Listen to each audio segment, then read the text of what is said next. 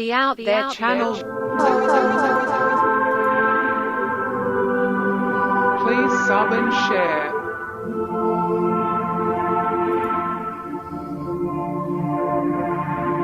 Searching for the truth. UFOs, aliens, greys and ufology.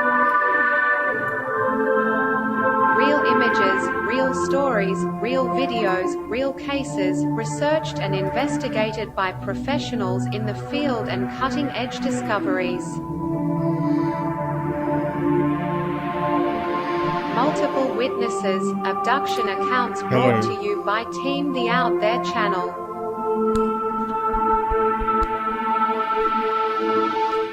Good to be back. 5, 4, 3, 2, 1. Action. The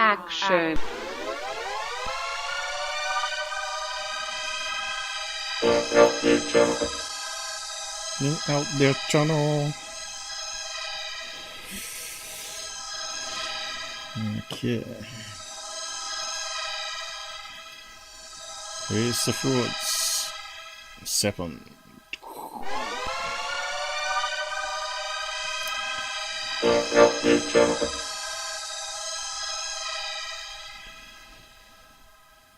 Kaboom, Giffon gun. Hey. That face gun. Tyler Klotner gun. And the world to be better. Ufology anyway. Hey, so how's this thing hanging together? Give it that annoying echo. Sounds like the audio's working alright. Unlike Goofon's. Talks for 20. He talked 20 minutes the other day, and he's got like 100 people watching, and he's not paying attention to the side chat, all screaming at him that he ain't got his mic on. Hilarious. I know my audio's been bad at times when people haven't even told me. You know, the clickiness that we used to get. Till I figured out another way on getting around the bug in the software. Well, it's actually a Windows bug. Or a combo bug. It's always bugs in software that ruins your life. Windows 10 especially. Yeah. It seems to got better since I've stopped doing updates. So yeah, how's the subs going? I'm not sure if anyone's out there. Subs are going up, guys. There was a few Secureteam airheads out there that unsubscribed on Rumble, but if they ain't willing to listen, the young kids, then what's the point? They're lost till they grow old and wise, like we all do. So, see, we've got a couple of people popped up there. Lucas. Let's type up the side chat. So, yeah, we're looking at the nonsense of dead aliens everywhere. That's just in paddocks and hanging off fences, and see how gullible you are. Okay. I know there's a lot of gullible people in ufology.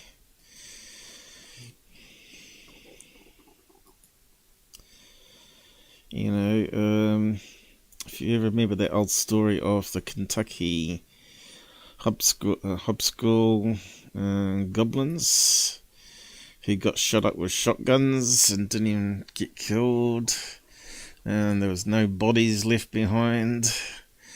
Yeah, that's probably one of the more realistic cases, although because it had multiple witnesses of all different ages. Unless they're all on LSD somehow, someone put it in the food, I don't know. That case sounds like one of the most credible encounters. You talk about demons and angels. Well, I suppose if you got interdimensional multi-universes where they can enter our world, that would explain the goblins. And maybe the doorway closed and they can't get back, and they're sort of hiding out in underground tunnel systems in Kentucky. Or maybe they just like our planet and decided to stay and set up base underground. So yeah, if you ain't watched those old documentaries, some was done with Robert, but I did do extra stuff there on the goblins and how it related to the Hopi Indians. If you go right across from where that sighting was, it's almost parallel to Four Corners on the opposite side of America, where they claim that aliens walked into Side Mountain in these doorways. And they had some pictures that look really similar to the goblins. So yeah, should really dig up that episode again, because there's probably a lot of people here that's not even seen that episode.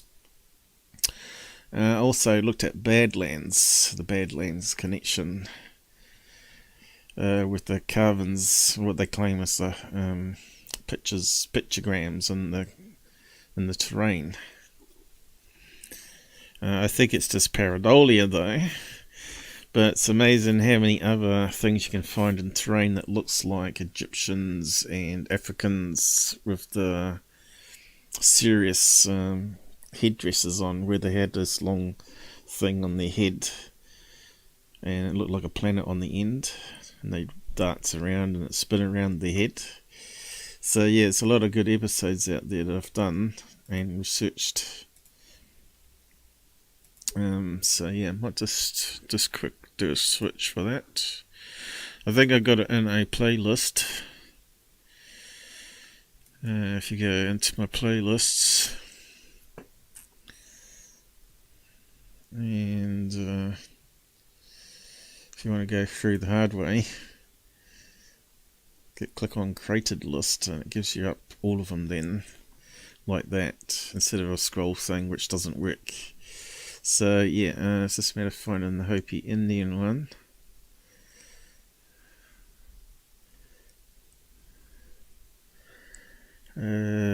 Truth about Linda Moulton Howe.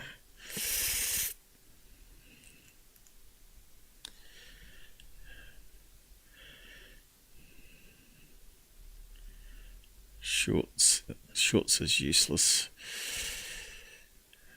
They need to scrap that. Yeah, Hopi Indians. Let's see if we can find it. Might be at the bottom, because it always puts the new ones further up when you add to them. And I haven't done much on the goblins and Hopi Indians for a while.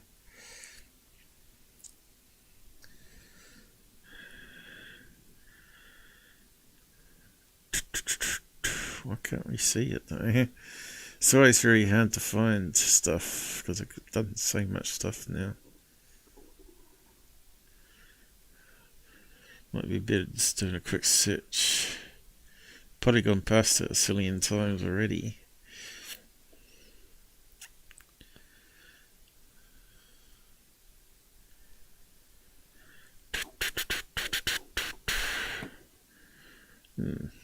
It's got to be more than that.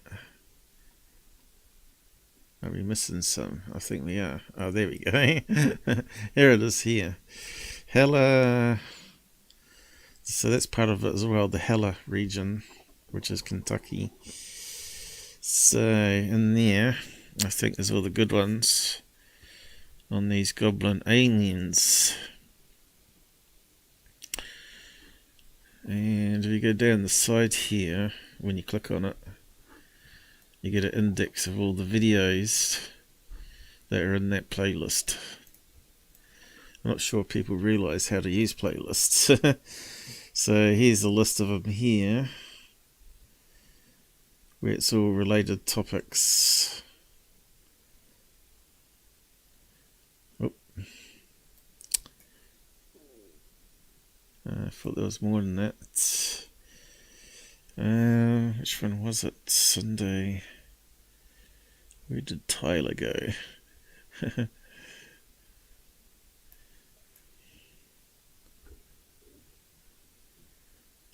Robert. I thought there was more in it.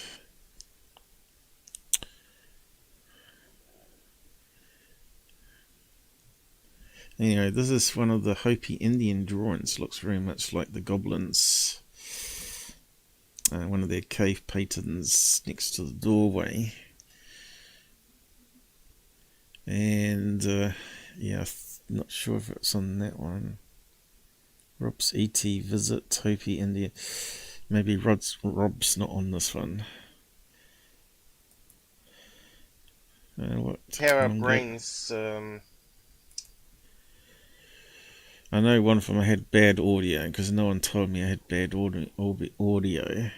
So 179, so it's a long time ago. See faces. Is that the one with bad audio? I mean, we walk from our hip, and we've got flexors. Oh no, Rob did join us. I'm not sure if that was the one where I was doing the map.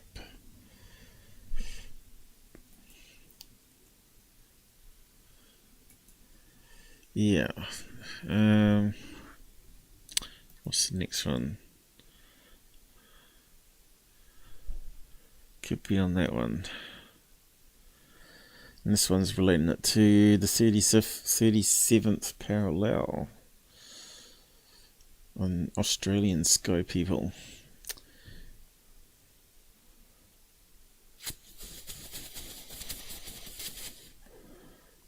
What was the next one?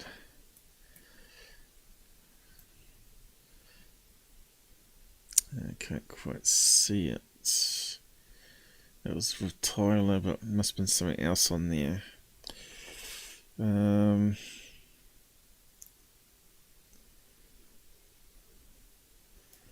It looks like there's something missing though.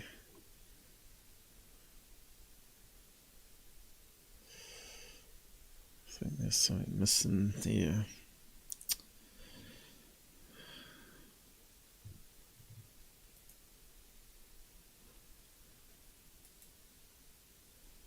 Is it me? Does the voice reader sound like it's going a wee bit too fast today? It does that occasionally. I haven't used that voice reader for a while now.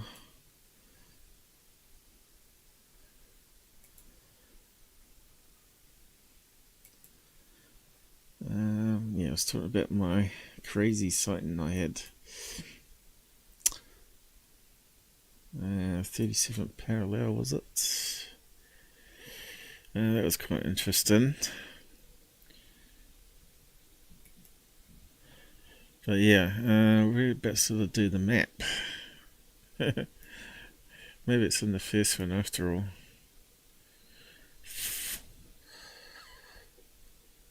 Let's just go back out.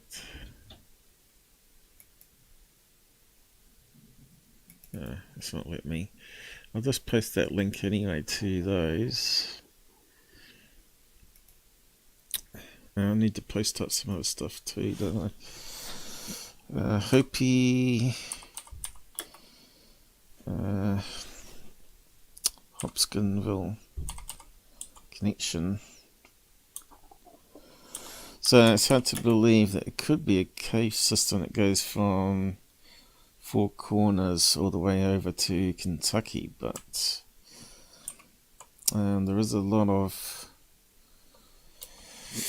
limestone, but mostly it's always on the other side of America, not the other. It's normally granite, which is very hard rock. So yeah, wherever that could be true, whether there is an underground tunnel system that links one side of America to the other, and aliens can use it, is another question. A good conspiracy, but it's the sort of thing you need to keep researching, because there may be underground tunnels that go miles underground, and then it comes back up. So yeah, I should do more research on that because it is quite a good topic.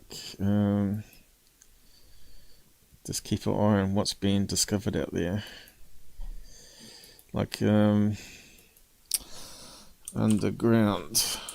Let's just try that actually. Underground tunnels, Four Corners. Let's see, ancient case system off the Four Corners. There you go. So I didn't actually look into that, I don't think. I wonder if there's a map.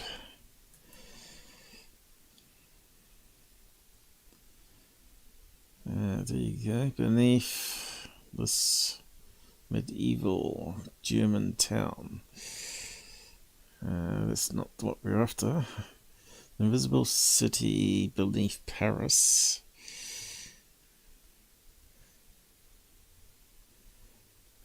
What's that got to do with Four Corners? A list of tunnels.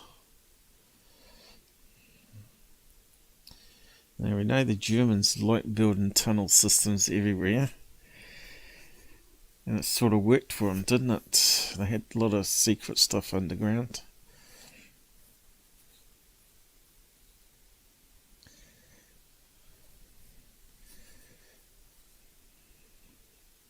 And massive tunnel systems as well. That's fascinating stuff. But there are big natural tunnels.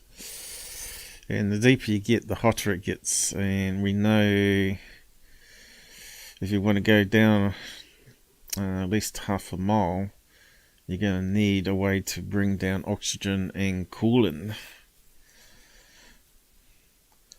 So how come I got a list there?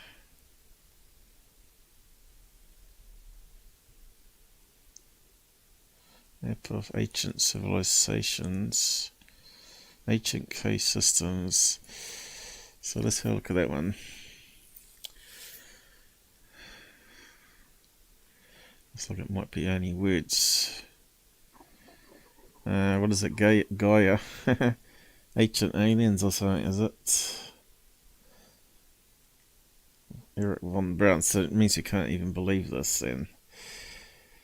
Billy Carson. You definitely can't believe it then. So where's the pictures? Intricate tunnels and case systems throughout America's southwest. Yeah, it is Gaia. Free this week. No thanks. So yeah, can't believe that until we get some real science.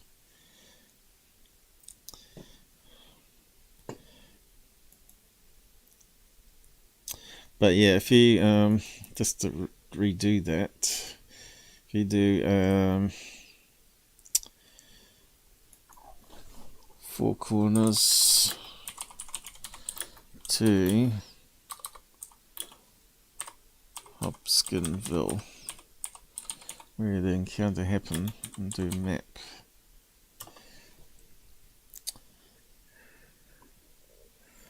Then maps.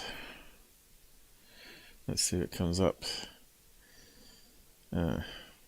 What's happened? Four Corners.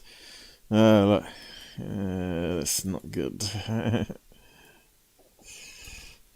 USA. Yep. To Hopkins, Kentucky. Yes. There we go. And you can see they've got a road there. It's not in a straight line, but you can see these two locations are absolutely parallel to each other. When I typed it in, I went, wow. And you heard the stories of the Hopi Indian with the underground aliens, the doorway. And we've heard about all the underground tunnels in Kentucky. And it doesn't look like that much of a distance, really. 21 hours drive, though. When you look at it, the map like this, it's not too bad.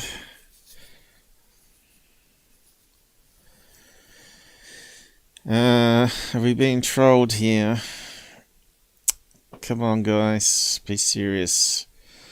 Unless it's about aliens, you're going to end up getting blocked. Okay, don't want silly comments like that here.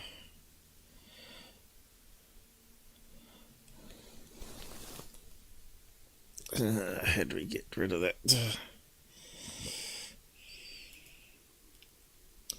Where's my helpers today?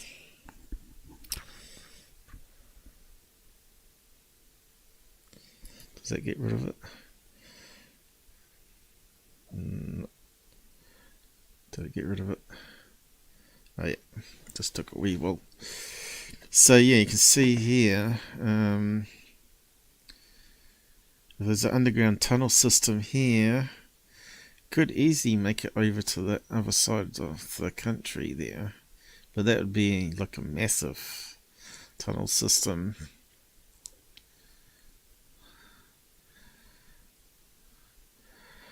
Hey Tommy, thanks for joining us. It's about time I gave you a spanner as well, isn't it? You seem to be a regular. Let's see, make a moderator. So we're going to have a look at Tyler's nonsense that he's put up, and I'll break it down. But I got sidetracked on aliens, of course, because the topic is about aliens. And it reminded me about the research I was doing on the Hopi Indians and the Kentucky, where that sounded very similar, of aliens that simply went into doorways underground. And here it is, it's parallel, absolutely parallel from the goblin aliens to Four Corners, where the doorway is. Yeah, it's quite amazing. And you see similar things with the Denver airport and Skinwalker Ranch. That's almost parallel too. So yeah, of course, if you bring up satellite view,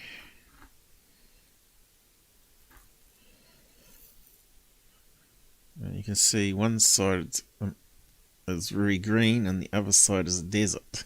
So they're completely different regions, but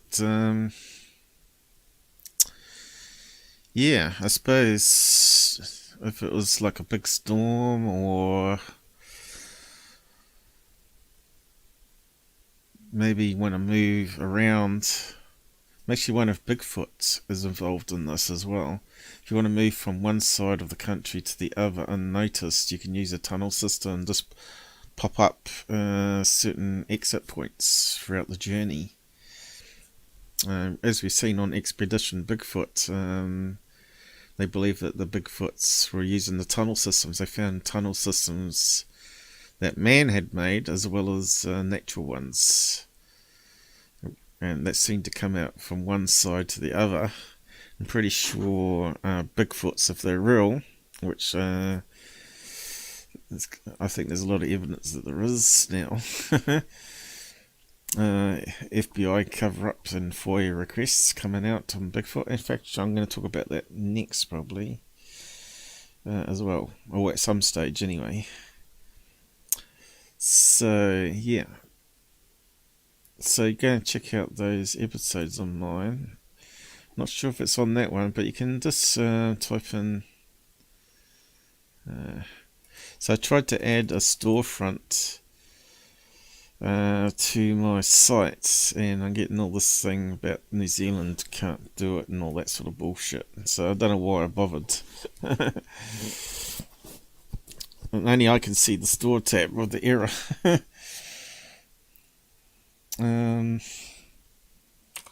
Just type in Hopi. Let's see what comes up. Okay, what's that one? Collection of alien goblins, so it might be in that playlist there. Maybe I got two playlists for some reason. Let's have a quick look at that one. That's the alien goblins with the big ears. You see that, like that picture, that pentagram, or what do you want to call it, pentagraph, not pentagram. So yeah, I'll post that link to that. A lot of people haven't seen these old episodes, but they're really, really good. No debunking or anything like that, just pure research and looking up connections. Hopi and goblins. Of course, UK talked about goblins too, and also Norway, right? They believe they live in the mountain underground. I wonder if it's related to the same thing.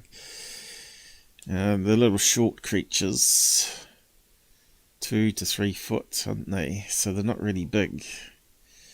They do look like something you'd see in fables, right? With the big ears, scary looking.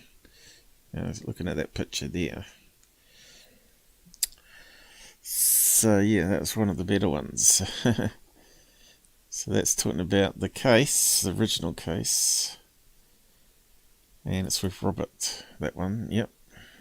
If we scroll down here, we should be able to find also that one, yep. So that one's a better playlist. The Badlands, although I think I had to re-edit that, or redo it. Because I had such a bad mic, no one told me about it.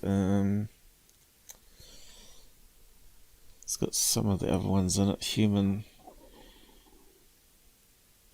That one had bad audio too, about how the Egyptians built the pyramids.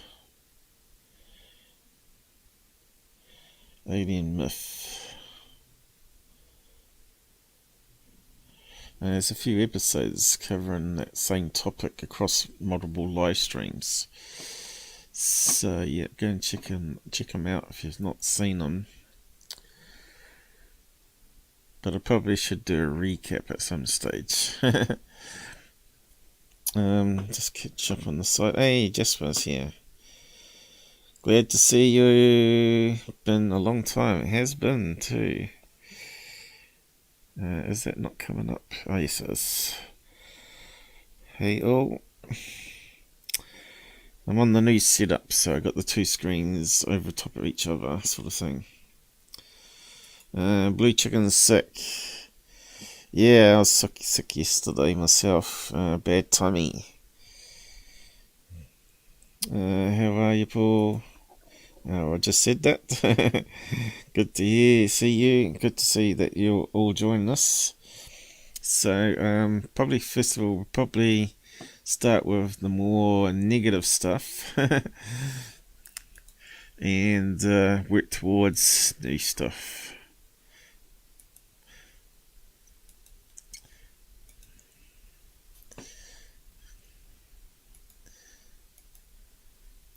But yeah, I was just trying to find if there's any pictures of this cave system in the 4 corners.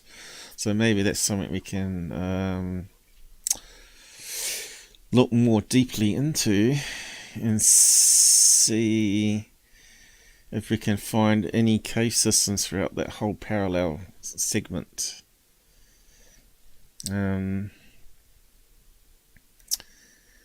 I don't think people have been underground because it's so risky, isn't it? And there's probably landslides that fill in. What was that story that someone said? They were looking for gold underground, and they found they were tunneling, and they come out to a natural tunnel system, and they're walking along, and they found this door. Like a heavy door, like a safe door, bedded into the side of the mountain.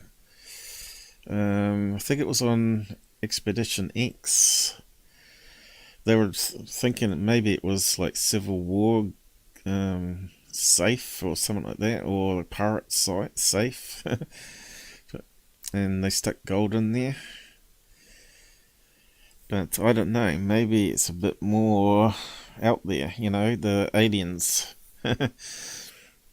Government, right? But you think if they went back underground, they'd be able to find it again, but apparently it had a cave-in.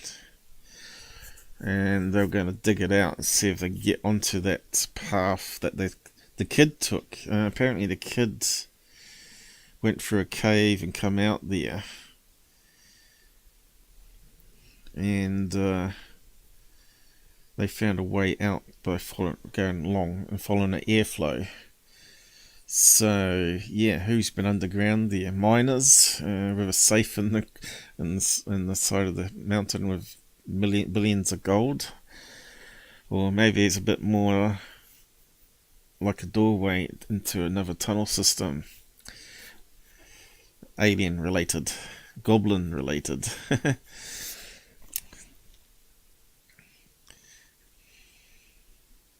It's funny though, when you see these shows, there was another guy that had a series, I can't remember what it was called now, and he was investigating that if you go into the tunnels, into a certain tunnel, you can actually hear people whispering and movement, and he actually did detect that. And his camera went wrong. His cameras always go wrong when you're about to capture something incredible. And it looked like there's something on one edge of a video that wasn't fully corrupted. That's kind of weird. Yeah, what was that series called? I think I covered it in previous live shows too. He also went out into Arizona desert, where there's only meant to be one watering hole within miles away, a natural water hole that comes up from a spring, and there was accounts of Bigfoot using it. So he set up cameras around it. It's the same guy, and all the cameras went wrong.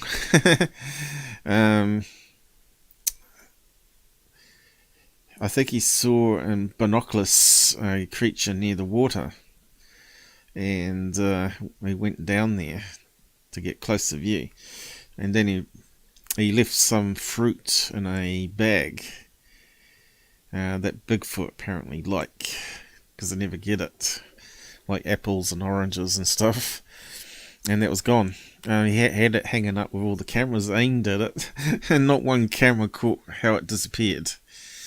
Yeah, it's quite a good, interesting show. Whether it was being faked, I don't know. That's always a problem with TV shows. But yeah, it looked legit anyway. And there were stories of doorways opening up, that people saw these doorways open up, and Bigfoot step out of the doorway and start walking with a family of Bigfoots heading towards the mountains or the watering holes or whatever. So why would they want to be hunting in the desert? There's no food there really, is there? No reindeer, mountain goats maybe. It looked like there was nothing in Arizona apart from desert. So yeah, I don't know. Maybe there's a spaceship that's sort of cloaked there, and they just pop out and go for the water hole and any food they can find. Maybe they're trapped.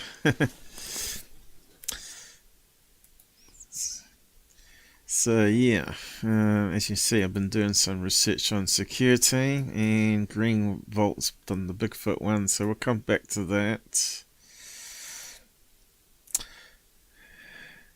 Oh no, someone doing research and actually verifying what's being put up. Oop, I forgot to take that away in the message too. I'm probably rambling a wee bit at the moment, but yeah, it's not planned, this one obviously. One Life Man, how's it going? Abandoned and forgotten. Now I believe that Noah's flood didn't kill all the humanoid creatures. Wow.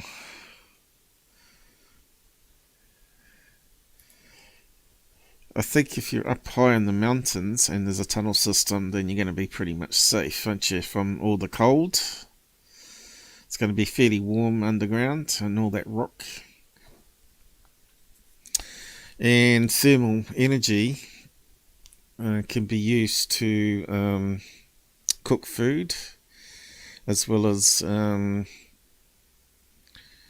maybe if it glows, gives off light. I've looked into this too as well. Is it possible to live underground? And as long as you got lava flow and some form of energy, which we have in places, because you've got lava tubes, right? Then it's possible to use that energy from that source rather than the sun to grow plants and stuff. Now you got thermal power, steam, water. As long as it doesn't erupt or go crazy, you pretty much could live under there. But as I found out, I think it was, there are some metals that can withstand the heat of lava, because rock goes to a certain temperature. As you know, it's going to be like super hot in the center, but as it comes up, it's going to cool off a bit, where you can actually build barriers against it, especially if it's water cooled. Anyway, what's that good? I'll catch one this year. Looks like Hobbit with dark skin. I'm not sure where you're seeing all that. You'd have to provide some links. Would you enjoy watching those videos with Tyler? A life in doing exactly this. Visiting gold mines. Yeah.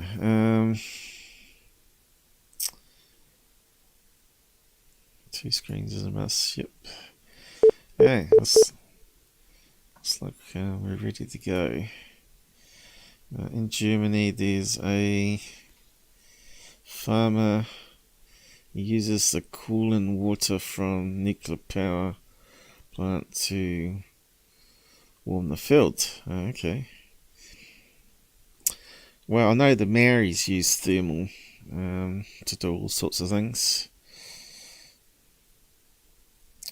You could make the water flow around your house and keep you warm too, couldn't you? I think you could use it for greenhouses, couldn't you? If you're pumping hot water around, it gradually build up the heat inside the greenhouse, but you still need a power source to convert it into UV lights. Well, the right light, I suppose it's the right wavelength of UV. Else it'll burn the plants. They have to have a certain amount. I suppose you could simulate sunlight. But I think if it got into like where a comet hit the Earth, I think we'd have to go that way. We'd have to use a lot of thermal energy and figure out ways to generate artificial light to grow plants. Of course, this is why they need to go into space, because they will figure all that research out, you know, how to grow plants in space and all that, and have a living station that can just float through the universe. As long as you don't have a big asteroid come your way, or lots of little tiny ones, and destroy your spaceship. But yeah, you'd have to think of all the different plans out there, how to protect a rotating spaceship through space that's livable, you know, like artificial gravity, like a rotating wheel where you got the soil on the rim. You'd have to be careful that it didn't stop spinning though, because all that would fall down, wouldn't it? Yeah, well, you never know what the future's going to bring. Anyway, let's get on to Secureteam. It's good when you start stepping back and looking at things that you've looked at and seeing there is some connections, you know, between fables and various UFO accounts of goblins and stuff like that, and then you see, oh right, maybe it's not so far-fetched. So why would it be a straight line? You know, you could see on the map it's almost a perfect straight line. If you're in a flying saucer, you could go anywhere, right? So why a straight line? Maybe the UFOs that they saw weren't actually from the sky, but from underground. The Hopi Indians. Maybe they come from the other side of America. So yeah, anyway, let's go on to hoax Secureteam, the biggest hoax in ufology, and break it down again. And I'll be interested to see what your comments are about it. Okay, how's he going on it so far? 14k likes on this garbage, 181,000 views. It's so sad to see that. It just breaks my heart.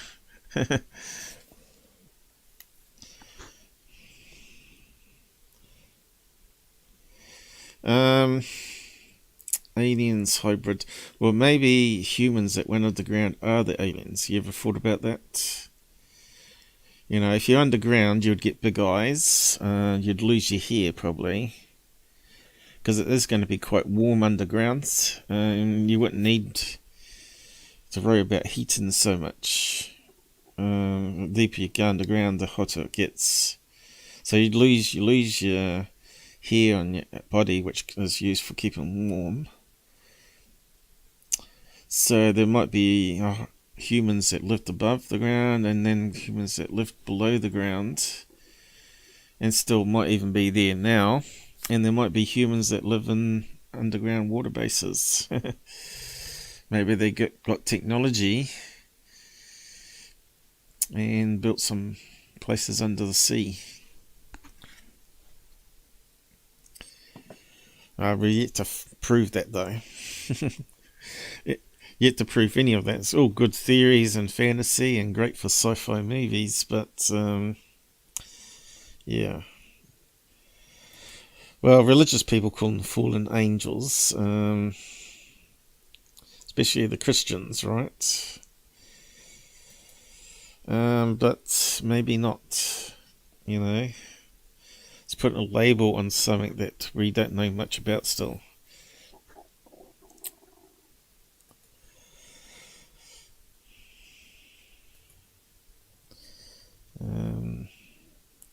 One Life Man, you're pretty chatty. Glad you added that last sentence. What was my last sentence? I can't remember now.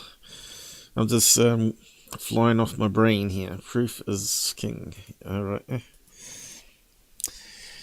Yes. So all we can do is keep looking at the evidence and actually following the evidence rather than using superstition and fables, right? But I believe everything's not black and white, and there's a grey bit in between. And the stories of the ancients do come from some truth. Even if they weren't scientific, they may turn it into a story. So the Great Flood, BBC did a thing on Noah's Ark.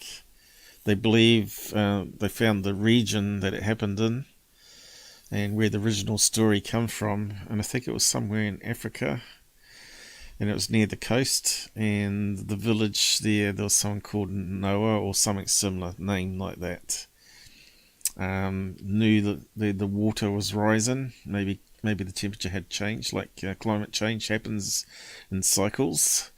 So we're probably experiencing it now, every 1,000 years, 2,000 years, or whatever.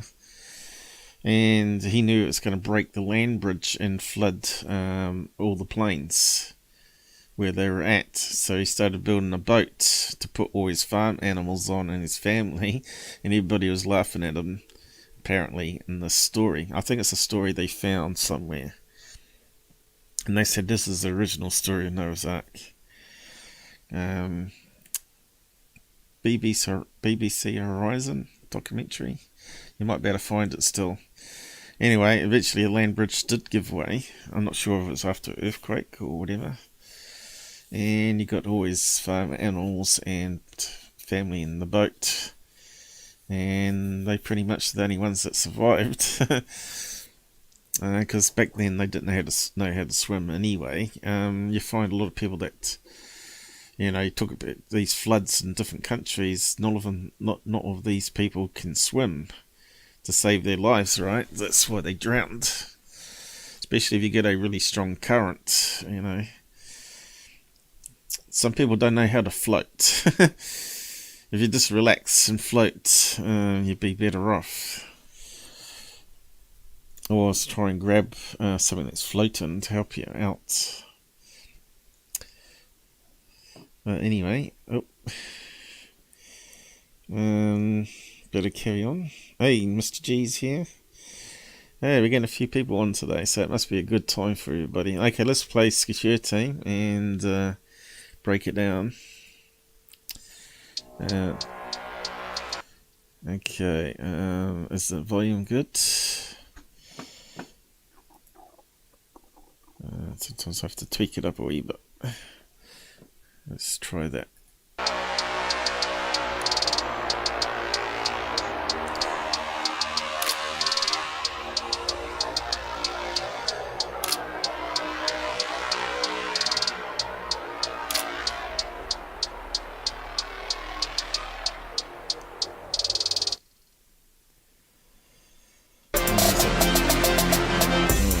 Haley here with Secureteam. The video that you're about to see has recently come back into the limelight after it was said to have been discovered on the so-called dark web. And many of you will likely have never seen this before. There's not a lot of information about it, other than we have some video footage taken in the year 1992 of an alleged alien body that was discovered lying in the snow during a wintry night. Oh yeah, first of all, I'd like to say, how many people believe this thing that we're seeing on the screen looks like a real alien?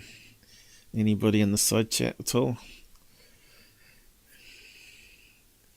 To me, it looks like something a really bad sculpture artist would make.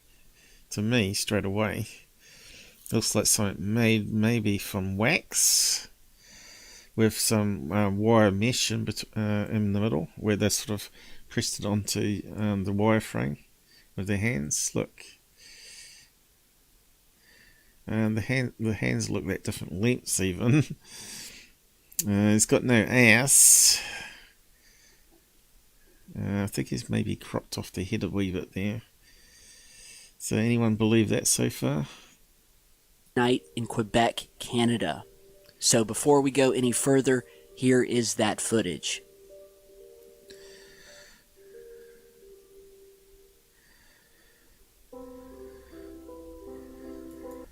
Okay, so you notice it again, it's like different video. This is not obviously the same alien on the fence, is it? Looks like it's various things put together into a video to me straight away.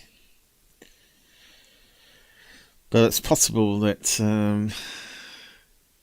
it's the same one taken off the fence and laid down maybe, but because we don't see the front of it.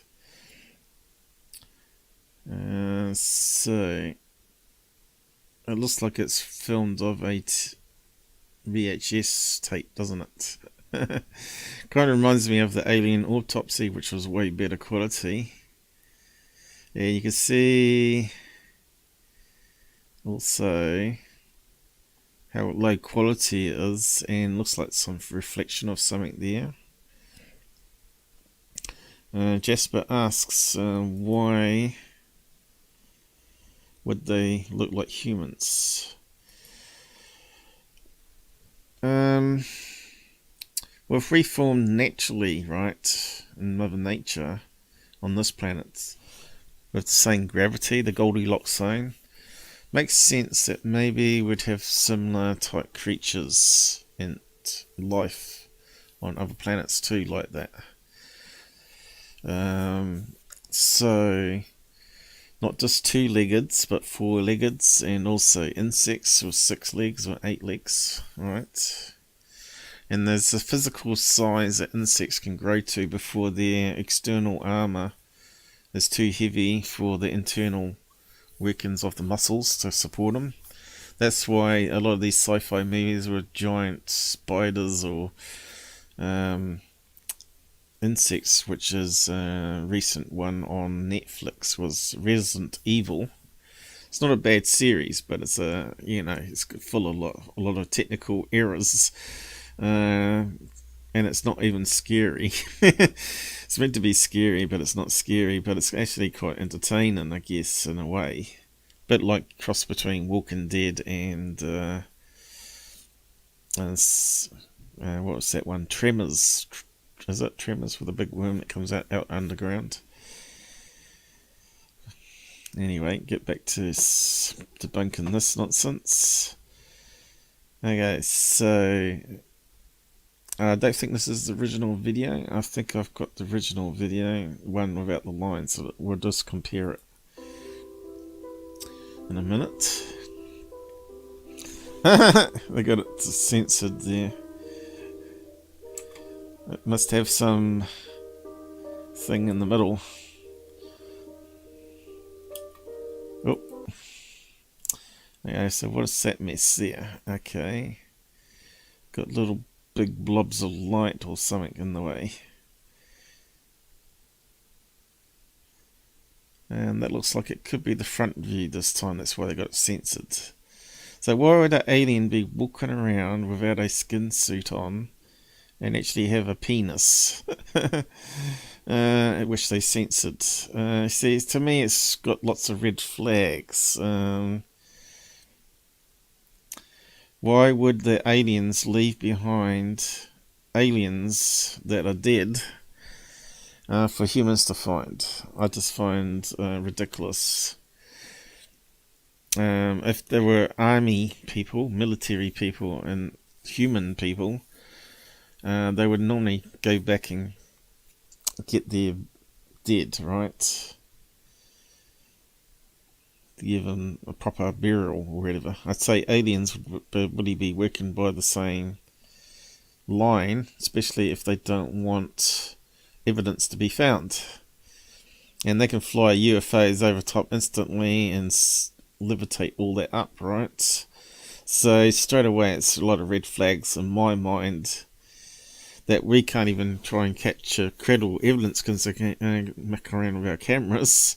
They're going to leave dead bodies lying around in the field for gullible teenagers to take photographs of and put it up on the internet. It doesn't make any sense to me. Hey John, how's it going? Wasn't sure whether you're going to be still up because you're not sleeping. Anyway, just carry on with this garbage from Secureteam. So that's the back end, isn't it? There's the front end, and the limbs even look more ridiculous, like a plasticine model. Well, a wax model with a wireframe. So why is it not censored there? It doesn't look like it's got any private parts there. So I'm not too sure why it was censored last time. So it looks like he's got an arm sticking towards us there, or a chunk of his arm's missing. Doesn't look like it's got any skin suit on, does it? It just looks like something you make out of butter or something, you know. Just ridiculous. Look at it. Yeah, that's so ridiculous. The alien was walking along, suddenly had a heart attack and fell on the fence. You know, how's it going to get in that position, right? Oh, it's trying to climb over, but then It could easily bend and walk underneath that because there's no other wires in between, right? Anyway, just keep on going. So this is what goes through my head when I look at something. I just have to break it down.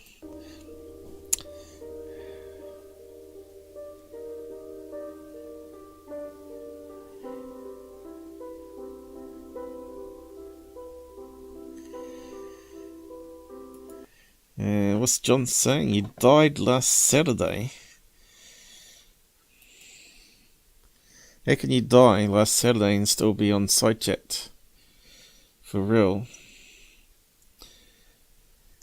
You mean you died in your sleep? Or how do you know you died? CPR? Who gave that to you?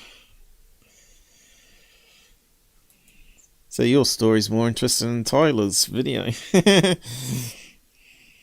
I woke up in the ER. So was it during the day, was it? Because if it was in your camper van at night time, no one would know.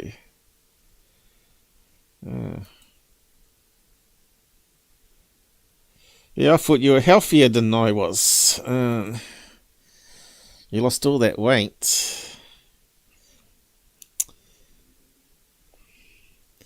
Oh, well, looks like your time wasn't up then. Okay, sorry to hear that though. It's a bit scary. Didn't lose your memory or anything like that. Arm movements.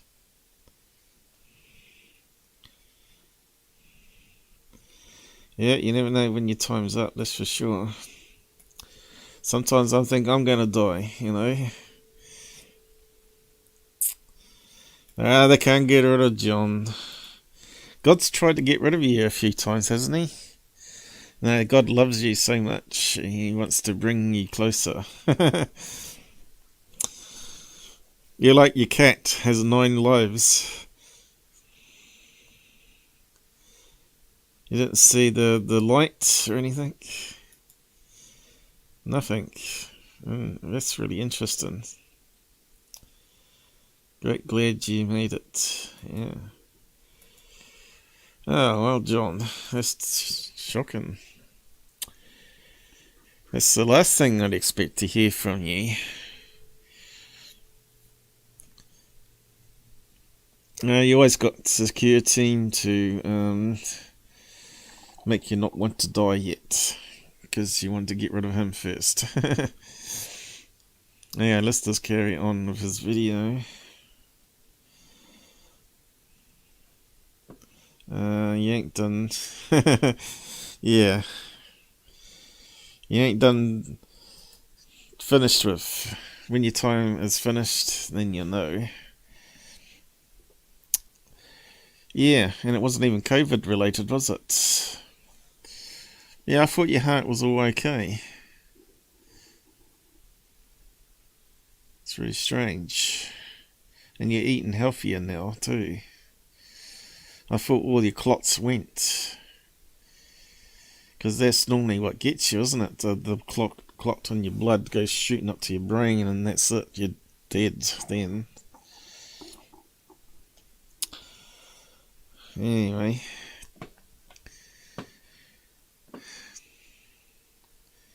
And you didn't post that on Discord. So you only just got back out or something. Extreme exhaustion.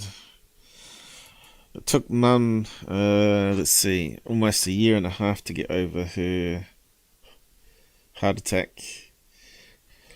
She was in great pain though, because hers were actually clots, so she had no blood flow in her arms. And of course that's when your body's starting to die, right? And you're getting your nerves are still sending off signals.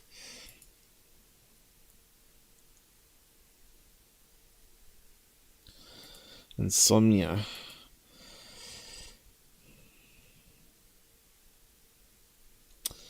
Yeah, I've heard that before.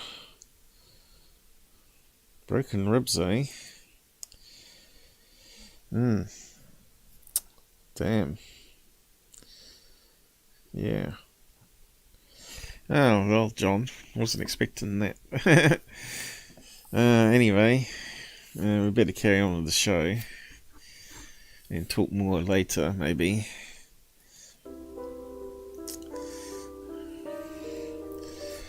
I haven't been too well myself lately. I've been really crook.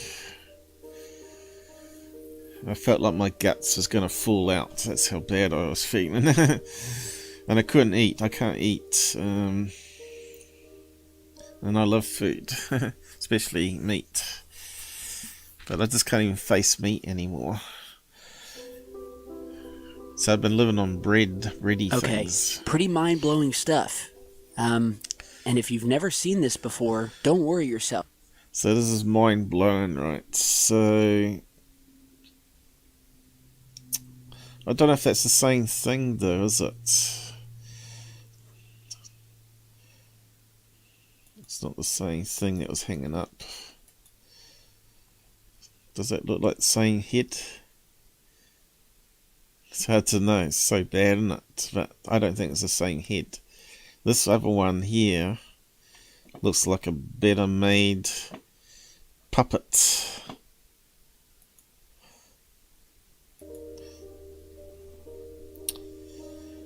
Look at the crappy footage that we get in ufology. That should be a red flag straight away.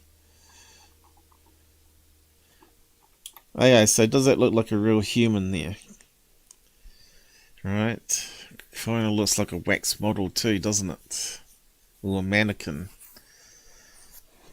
Something off about it straight away. The flesh tones maybe.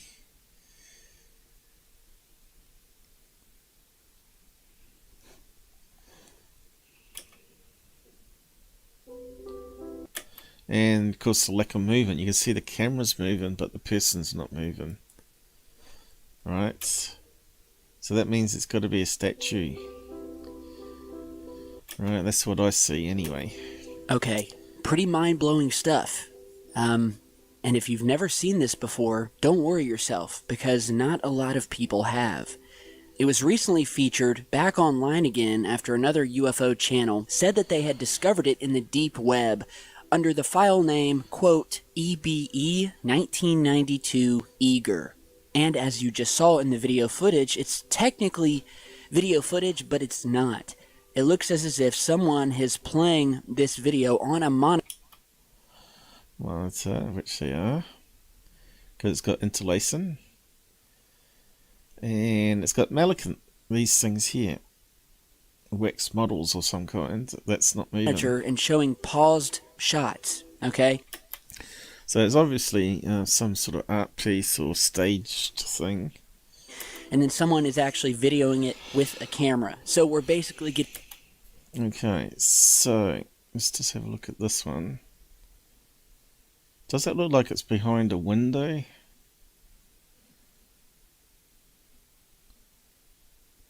It's really blurry. And they're sort of doing that there when we saw something from the front that wasn't digitized like that. So is that because it's bums showing? They censored it? I don't know, it's kind of crazy. Does that look like a real person there though? It's hard to know. That one could be a statue. Getting second-hand video shots of a monitor. And so, as mysterious as it is just on its face, and all of the that's another thing I get coming back, is this cough. Every time I go on these immune pills, the cough comes back. Photographs that we're seeing in this video do look to show a discovery. So that's not censored there, and we can't see a bum crack or anything, right? So why is it censored in the other ones? It doesn't make any sense whatsoever to me. Of some type of body in the snow. And there's the front view, and that's not censored. And it's got no private parts what's to speak of. See, there we go. That's the only close-up we got off the head. So is it looking like the same one that was in the flat version? It could be, I guess. Is the eyes lining up though? Anyway, keep on going. And, you know, just from being alive back in 1992, I can say that at the very least, they do look legitimately like they were from that year, from the way the men are dressed, just from the video quality. It almost... Okay, so that's obviously the thing that's laying on its back. Kind of looks so wrong though, doesn't it? It's got no chin, it's got puffy cheeks. It's got a little mouth. It almost looks like a deformed kid there, doesn't it?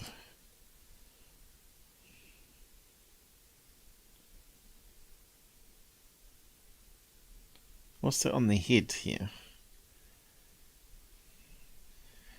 Is that meant to be the close-up of the thing on the fence? This looks like an old VHS tape. At certain points in the imagery, it looks... No, I think it's this thing laying down. Straight on, looks as if the body looks like it's got the same sort of small mouth. is hung up on a rope. Hang up on a rope, which is really abnormal for an alien to die hanging up on the rope. Possibly an electrical line of some sort. Electrical line that low down, you'd be sacked for putting that across your property. You'd be in prison or something. We have multiple men gathered around the EBE, as we will Which statues, because they're not moving. call it. And by the way, EBE... And why is the cameraman that's filming this moving all over the place, and yet these things are static? stands for extraterrestrial biological entity, and just is a moniker widely used with... Now, some people think this is looking realistic. I don't think so to me. in the UFO research field. So from now on, we will... I think the alien autopsy video looked more realistic, and we know that's a fake because the guy admitted it. we'll call this the EBE. And so after doing a little... Okay, so I saw a reflection there. So this looks like it's in a glass panel, right? digging, I discovered some more information that kind of gives us a little bit of a backstory about this. You know, See, that guy's in the same position. the info on this is scant. There is no doubt. Not moving at all, not even talking. But today, And I saw a reflection there. It looked like the cameraman. discovered some more information that kind of gives us a little bit of a backstory about this. See the reflection there? Someone filming it through glass. You know, the info on this is scant. There is no doubt. See the reflection? You can see the cameraman there, I think. There you go, look. But today we'll just go through what we know so far. So, that's the same creature. Because I know, because I've looked it up on one of these ones. For some better images, if there was any. So we'll go through it. We'll find all the lies. And we got the star, daily stars into it. And there we go. So they've inserted it here to say that's the same thing here. First ever footage of alien duck web video captures mystery figure.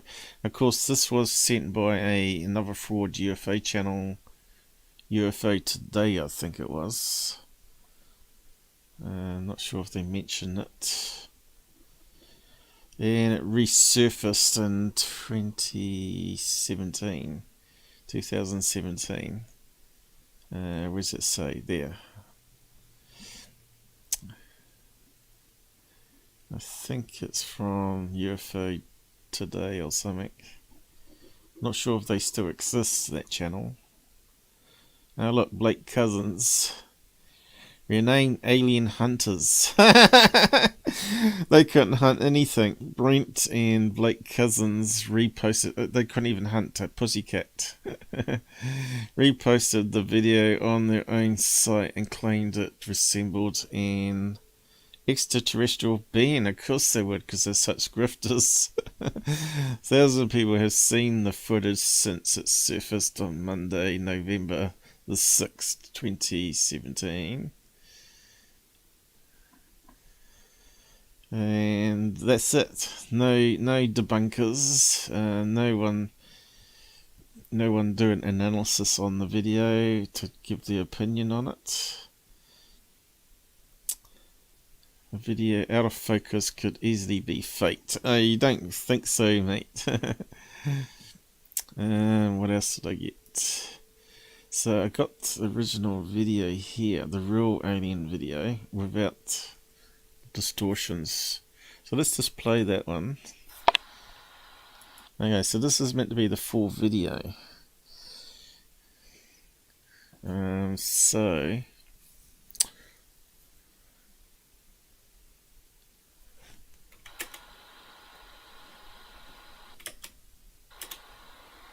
let's see if it's any better quality.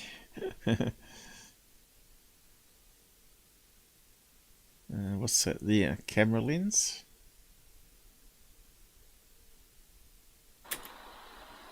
Don't know. What's that there?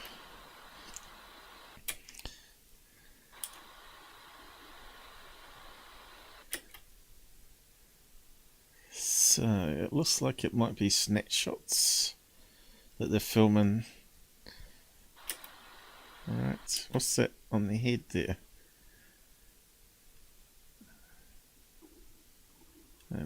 That doesn't make any sense. Is it a hat?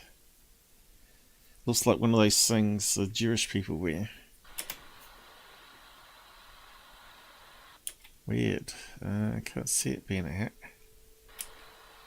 Maybe it is though. It's just poor quality. So what's all these things here? Snowflakes? Orbs. Could be snow, I guess, coming down. And it's reflected off the camera as I snapped it. Okay, so we've got a guy here smoking. I don't think we saw that on his video. It's got a lot more footage here. That person looks like it might be smoking too. Oh yep, they were. What's that there?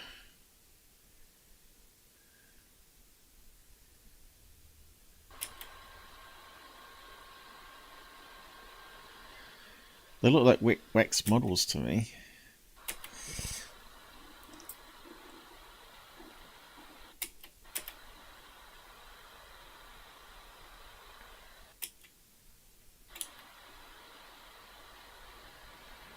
And we're not getting any interlacing at the moment, so it looks like it's better quality.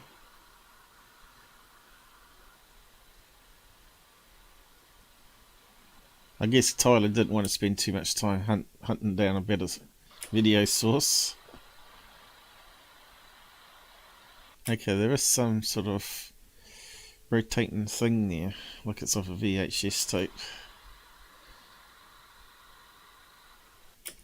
Yeah. So it looks like someone that's in a museum filming something, like a display with pictures. That's okay. So was that all of it? I think it was, wasn't it? And a lot better quality there. Okay, so Secureteam. Yep. So let's see where he's going with it. Far and what at least I could find. And so firstly, it's said that didn't look really hard, mate, because I spent 30 minutes on it and found all the other information. Of this sighting, of this incident, did not want to release the photos to the public at the advice of a local UFO investigator. And so a friend then decided to secretly video using a VHS camcorder the original photos. And only recently did this person decide to make the video public. And the video was said to have been released anonymously. The EBE was said to have been found in a wooded field near a road by 3 snowmobilers. The individuals in the photos were part of a local snowmobile club from Quebec. They happened upon the EBE in the late evening. The conditions, it was very snowy out. They did not touch the EBE due to fear of contamination. Okay, but he said at the front, EBE 192 Eager, wasn't it? Which is actually in Switzerland. Where's the spelling for it? Let's see, does it have it on my video? Eager. So where's that? So was it Canada or was it Switzerland?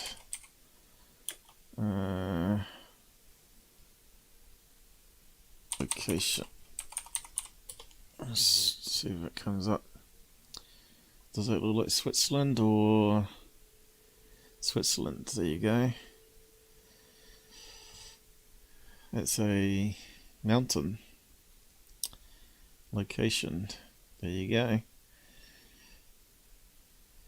So at this stage we've got 2 locations for the same video, which is very strange. So this is saying it's the real alien video, and he's now saying it's in Canada, but a lot of these ones I've found also said the same.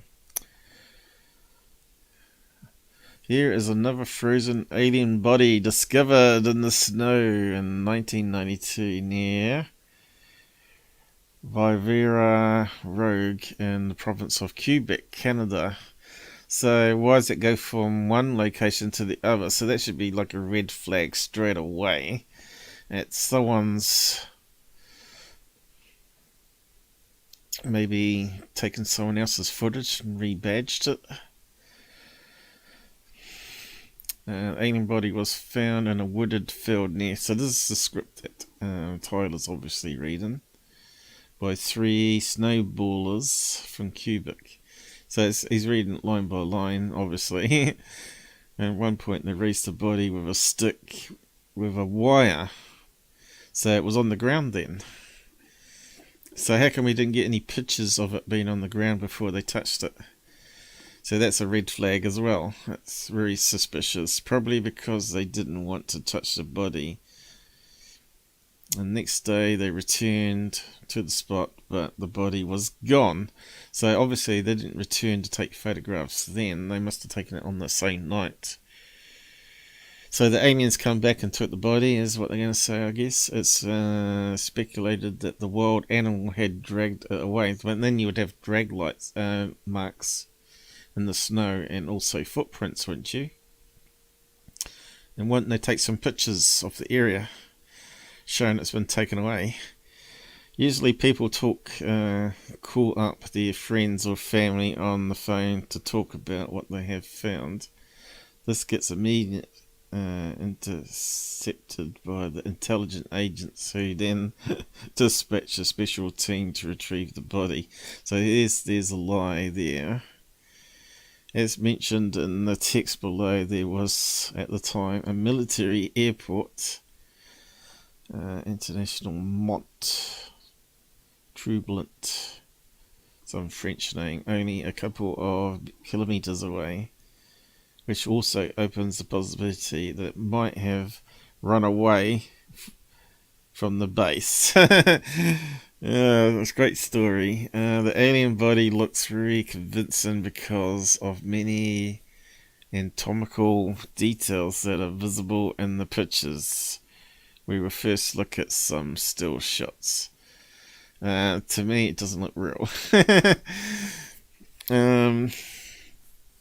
Looks like someone's got glass. You know, you can get those glass eyes for model making. Actually, let's see if we can actually find glass. You know, because humans would lose iron, they'd have glass eyes, right? So you can get it for model making as well as humans. Glass eyes. Just put that in. There you go. So you can just pop that into your eye socket, right? And bingo. You got a beady eye that people don't work out straight away. You can get all different eye colours, right? Different shapes as well. So that's what's available, and they've been around for a long time. Certainly 1992. Glass eyeballs first made. Plus, that's not the normal aliens. Aliens have these big black eyes, right? So, does it tell us when they're first made? Eyes made by Roman Egyptians, priests, as early as the 5th century BC. So they've been around for a long time. They are made of pointed clay attached to cloth and worn outside the socket. That sounds creepy. Where were the glass eyes invented? German craftsmen. Blame the Germans again.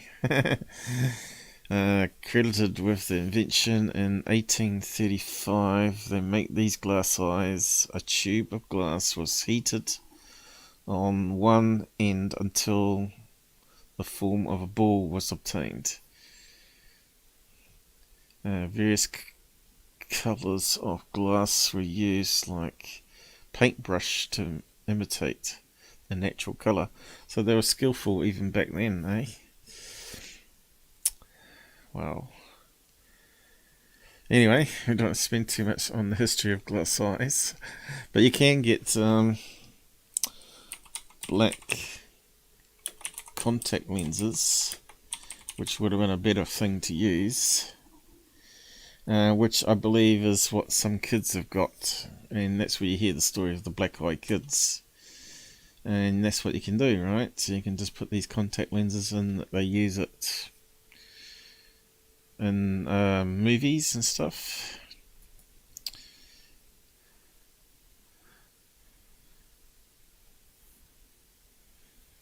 Only $31. How much is that one? $100 for the full black ones.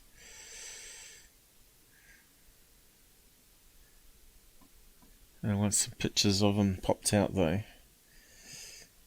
Any pictures of it popped out?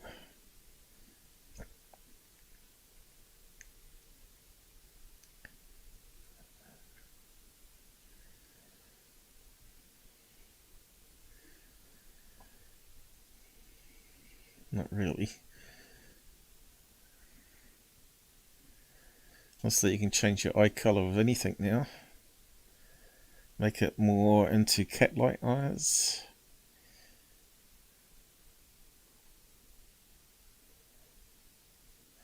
Yeah, I won't muck around my eyes because they're dodgy as it is. So that's, someone put one in. Looks creepy, eh? But I believe this is where the black-eyed kids story comes from.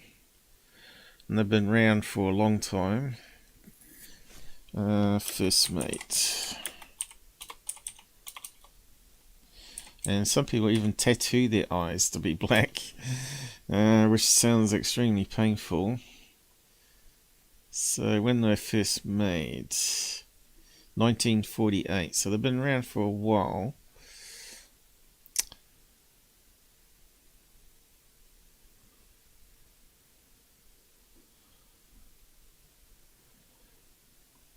Okay, do David Bowie eyes.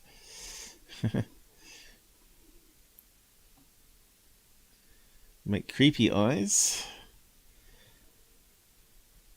and black eyes. So yeah, those super villains in the early movies, right? They must have used contact lenses like that. So they've been around for a long time. So all that Red, what's his name? Red Fern guy, Nick Redfern. He's always promoting the black-eyed stories that someone's driving along, winds down the window to talk to kids, and they got black eyes, and they follow, offers them a lift and drops them off, but they end up following them back home. and staring through the window. You've heard all those great stories. I believe that's relates to something like this, where you got street kids that want to rob you or do you harm. So yeah, so let's carry on. The individuals in this video have not been identified. It's said that the men hoisted the EBE with sticks and eventually with a rope or a cable. The entity appeared to have been lying in the snow for quite some time. It's said that the individuals left the body due to the fear and... Oh yeah, so if it was in the snow, you'd expect it to be in perfect decay. You know, it wouldn't be decaying, would it? You'd expect it to be perfect and with clothes still on. And risks of contamination, and upon returning the following day, it was gone. It's also said that during this time, UFOs were reported in the area. Now, again, whether this is real or not, we don't know. From what I found online, one person said that, well, it had been debunked. Okay, so here's his cop-out. We don't know if it's real or not, so that's why he's putting up on a YouTube channel. After the creator of it came out some years later, although I haven't been able to find any information on that definitively. From what I can see, there's nothing in the footage. Yeah, so there was a TV show apparently in Canada where the artist of this come forward, but I couldn't find it either. All what I've got up here was all I could find. I suppose because no one's put video clips up because of copyright, you know, and people put up copyrights of a show and it gets taken down, all that sort of nonsense. So that's where it makes it really hard to do research and actually verify these things. Copyright, it ruins things. You know, they should let little segments here and there be allowed. Probably was on a show like not 60 Minutes, but one of those shows, not In Search Of, but similar to that, where what was it called?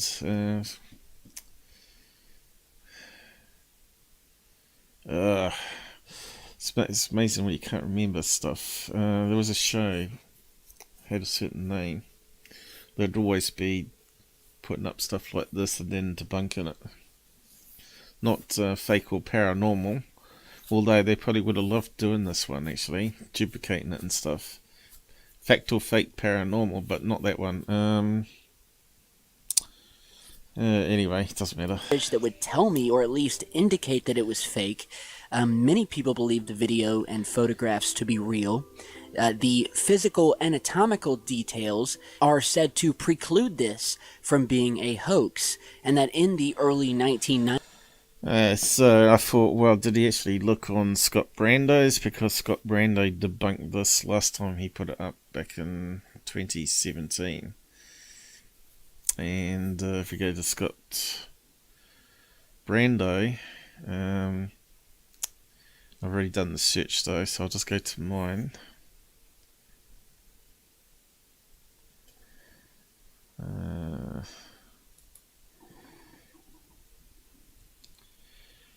So I found some of Scott's posts on it.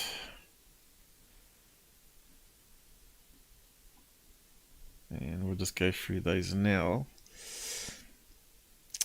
Footage from 1992 of alien body in Switzerland found on dark web. How much liar is hoaxer UFO today who reshared an old hoax? He's saying it's a museum exhibit, okay, but he hasn't said what name of the museum. Looks like it might be South America though. He's got side by side here. So the dark web footage, which is what we were playing before, which I found also in a search, and this other one which didn't come up because it's in a foreign language. Short grey corpse, Quebec, 1992. So there's the Switzerland one. And there's the... So it looks like it got renamed to Switzerland by UFO Today. And originally it was in Canada. Published in 29th of September 2008. So it's not even 1992 when it first came available. So they're saying what? It took 16 years to make it onto the internet from a leak. Doesn't even say dark web there though, does it, on that one? And yet that one doesn't say dark web either. As it says there. Found on a... Oh, there, it says there, dark web. 2017. Link is the original. So it looks like the same video. 2 minutes 45. What's that one? That's even less. Okay. So yeah, he hasn't said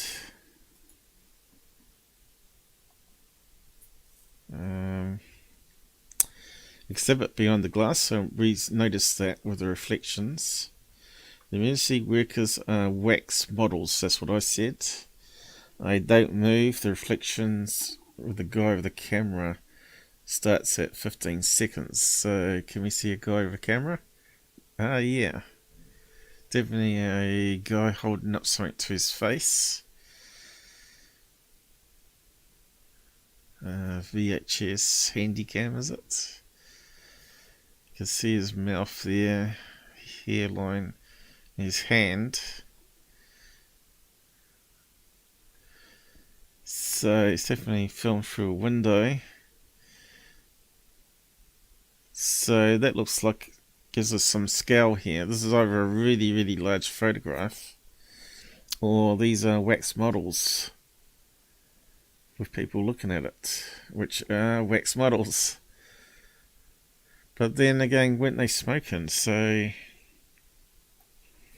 could that be a person that's also looking at the display on this side of the glass? Is that a camera there?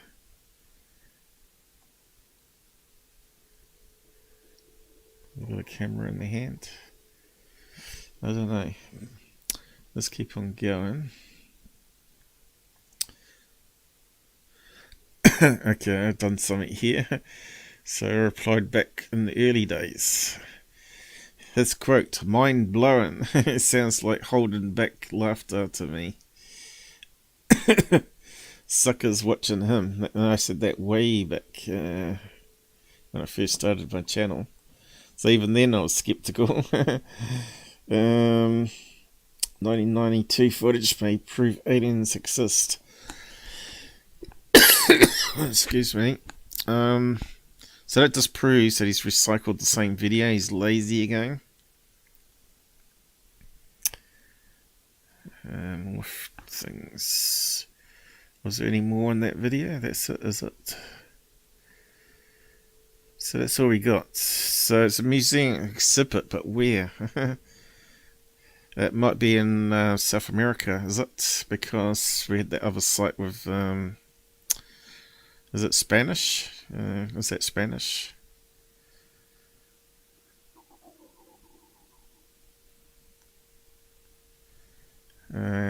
That's French, isn't it? French museum?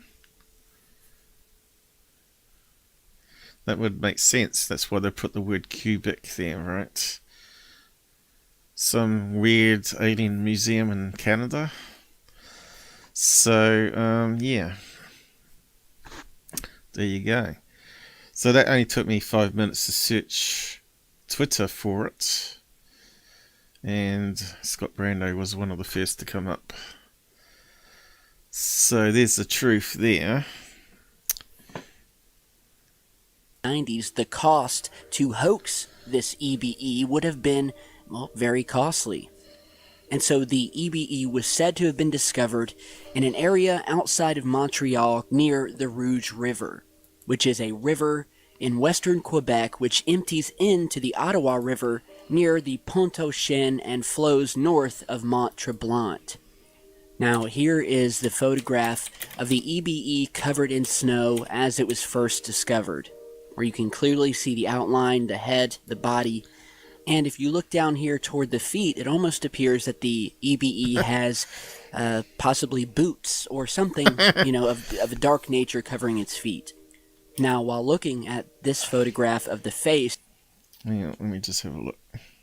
we'll notice that We need to zoom in a bit. Does it look like it's got boots on?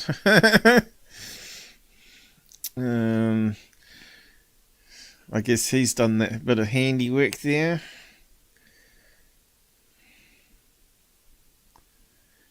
Love Bluefo images. To me, that looks like a head. He's actually looking at it the wrong way. And the arms coming down here. Let's just go back a bit. the Rouge River, which is a river in western Quebec which empties into the Ottawa River. It does look like a head there of the alien to me, not boots. Body of it coming down here, so it's sort of skinny stomach. Let's see, where is it laying down? Where's the one where it's laying down? That way. So it looks like they're taking the photograph up that way further.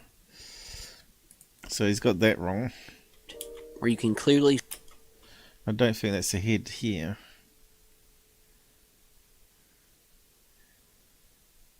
I think that's the shadow of the person, or the person that was standing there or something. Person standing there, body, head. Terrible photograph. You see the outline, the head, Or the video. body. And if you look down here toward the feet, it almost appears that the EBE has possibly boots or something, of a dark nature covering its feet. Because if they're looking through the window and the Canadian is like a museum piece, they're not going to be able to get round the other side unless it's in a middle room where you've got glass all around. And it doesn't look like it. It looks like it's on a display piece like you normally get in museums with a glass frontage, right? Now, while looking at this photograph of the face, we'll notice that the nostril slits are filled with snow. Okay, so that one there, we don't know if it's like a photograph on a display next to the thing showing the front view of it, because there's no way they're about to get the camera up and photograph that direction, right? The eyelids, we notice this sort of gaze, that you would see with many cadavers, of when the eyes just sort of are gazing out. And I believe they're just glass eyes in a plasticine or wax model, into nothingness. It's very similar to what you would see post-mortem. It's said that the cheeks, you'll notice here, are swollen, likely due to freezing and thawing. And there also appears to be some sort of trauma to the cheek here on the left side, where we see some red or bruising. Now, you can also notice here that the eyes of the EBE look very similar to humans. Well, that's another question that's been asked, is that are the whites that we're seeing in the corners of these black eyes simply snow? So he's trying to say they got black eyes now. Are they simply snow? Why would they be in the corner? Both eyes.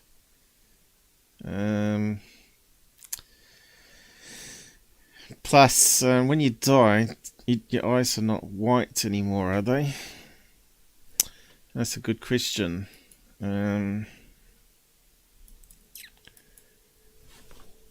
Do eyes lose colour, maybe? when dead. Let's see what it says. A deceased individual eyes will look blue or greyish because of corneal opacity, while the actual colour of the iris does not change. A hazy film forms over the eyeball, which can give it a blue or grey appearance. Have we got some pictures of deaf eyes? How long after death do eyes change colour? About 2 hours. So they do change colour. I thought the whites would turn from white to grey, and it looks like it's saying that there. What happens after death? Do they go black? Do your eyes turn black when you die? If the eyelids are open for a few hours after death, a film of cell debris and mucus forms to yellow triangles on the scalea. Where's that? On the corners? Each at the side of the iris, with base towards the margin. So I thought it was yellow, like you get when you got kidney disease, right? Your eyes turn yellow. Yellow triangles, so they shouldn't be pure white like that anyway, so that's another red flag for me. Looks like someone did do the research very well to represent a dead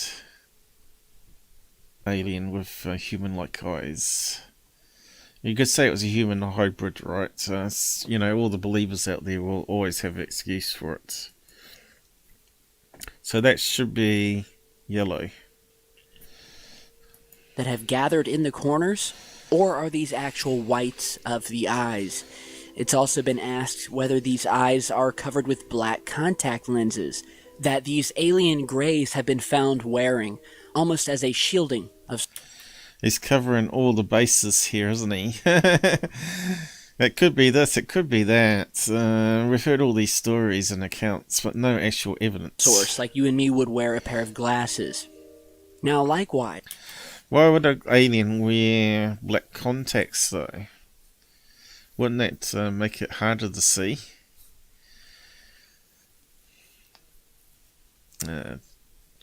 So, yeah, I think it gives more questions than answers if that's the case. You'd think they might have special goggles on so they can see all different spectrums, like infrared, ultraviolet. But I don't think they would be black. The only time we wear dark contacts or glasses is to block out the light. But we know these aliens are seen with black eyes at night time.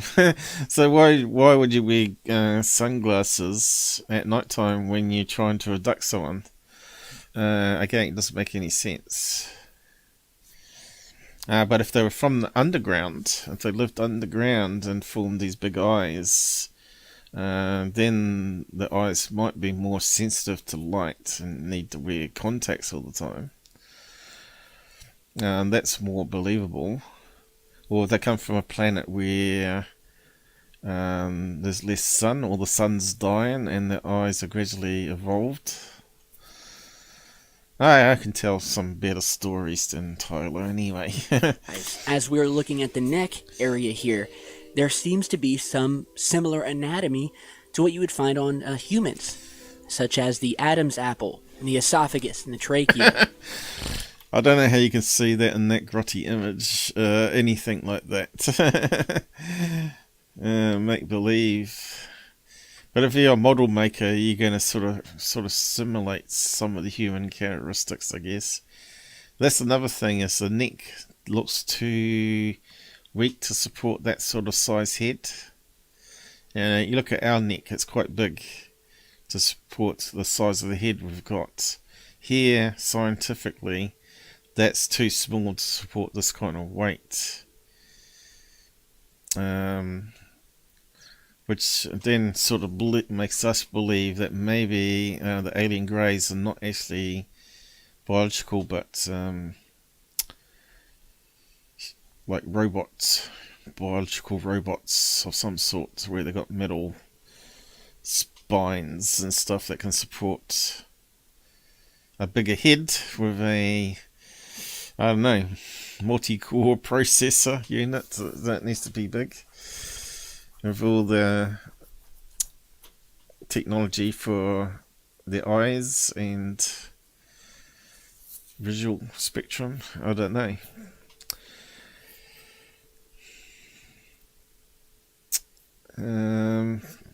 The fact is, it doesn't sort of make any sense unless they got metal bones. So that's always the question I always asked. Is so if you look at my alien grey here, even the neck is bigger to support that size weight, but I think the bone structure would have to be different to us if that's the case, to support the weight. We can also see in some of the photos what appears to be a rib cage, or at least the ribs popping out through the skin, along with clear shoulder blades. We can see one of the witnesses holding a flashlight, which has been... He hasn't noticed that these witnesses are not moving, and the camera is filming and moving around. ...identified as a Collier type flashlight, widely used, or at least used, in 1992.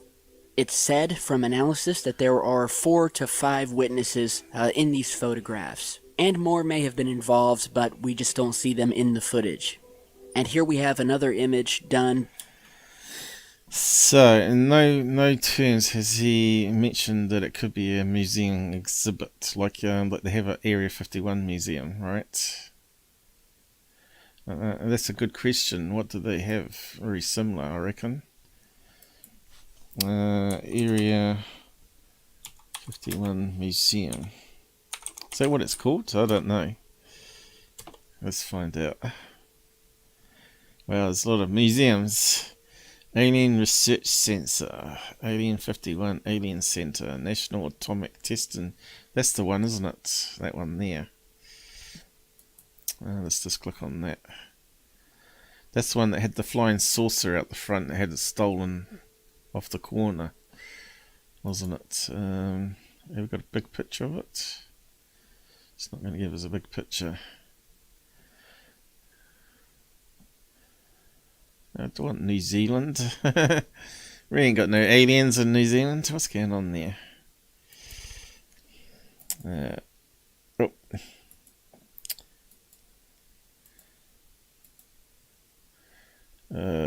There, too far back. So, National Atomic Museum. Let's type that one in.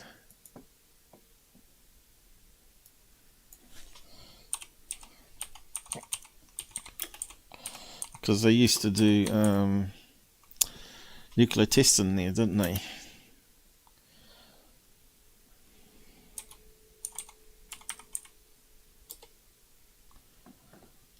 Images. Oh, that's maps again. Get back. Damn. Close. Images. Okay. Is that the one with the flying saucer? Nope. Don't tell me they got atomic museums everywhere.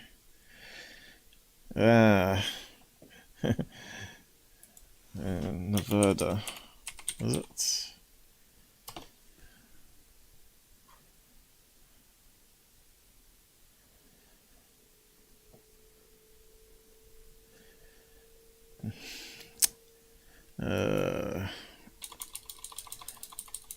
What's going on here? Atomic testing. See it. Las Vegas. Oh, there we go. There we go. So they got these little glass displays, right? Everywhere.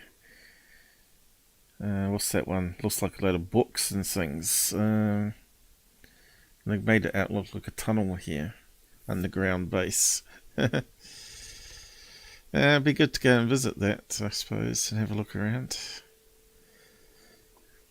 Inside view. So you got all these little displays. So you got ones here in glass inside a floor display, which the alien one we're looking at now isn't, like this one here. Here we go. We've got some mannequins, wax models, and a display here of something. There's another one.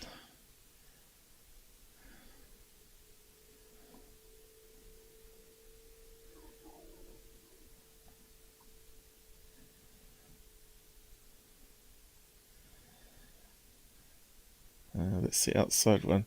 They used to have a flying saucer, didn't they, on the corner? And then it got stolen. Okay, that's an atomic bomb. Was this the one with the alien, though? I'm not sure.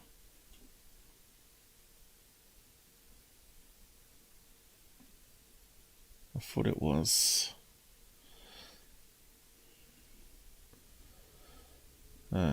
That little alien's there. So it must have some aliens. Where's the aliens? Give us aliens. We want to see an alien display. Must be one. Or rig, is it? Oh, that's a nuclear platform. No aliens. Let's try and reduce it. Aliens. Maybe Roswell we have to put in. It's got a bomb. Looks like a rocket.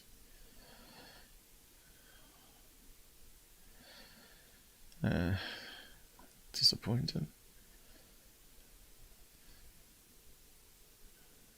Oh, here we go. Roswell alien.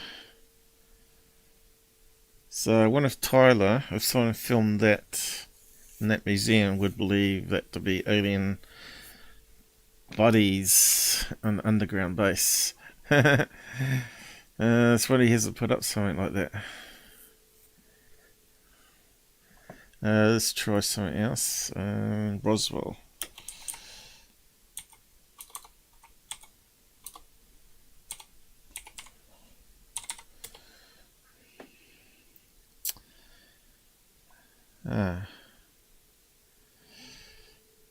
Okay, there's that one again. And we got that one there, looks very much like we're looking at in the moment. With the same type of eyes, right? So that's got to be in the museum, I guess. Oh, there's the flying saucer. They used to have it in the corner of the building. It's not there now. I think it got damaged and it's still being repaired after being stolen. They took it down to clean it, and then some hooligans stole it and started trashing it. It's got dents in it and stuff. Alright, there's another display there, is it? Oh yeah, should have filmed that one. High altitude balloon crash. That looks like an alien on a trolley there. Emergency people, man in black, hovering around. There's another one. Stolen flying saucer. There's the talking about the flying saucer, but there's one of the display with the window. The other, but we're inside, looking through the other side. So that looks like a lot better than what we're seeing in the old footage there. But very similar, isn't it? So I think that's totally debunked. And it is a museum exhibit that we're looking, Tyler. And you should have done some research. And if he come out clean, right, and actually said, oh, I believe this is actually fake, and actually you can see it's filmed through glass, he would get a lot more respect. Online. He'd get a lot more respect and a lot more subs as well. Because they say, oh, look, he's honest, he does admit when he's wrong and all this sort of stuff, right? Well, I just shouldn't be saying this because next week he'll probably do that. He watches me and tries to change to try and counteract what I'm saying. So next week he'll be putting up things saying, oh, that one of the alien body is actually a museum piece or something. He'll probably come out, if he's listening to me, he'll come out with a update video.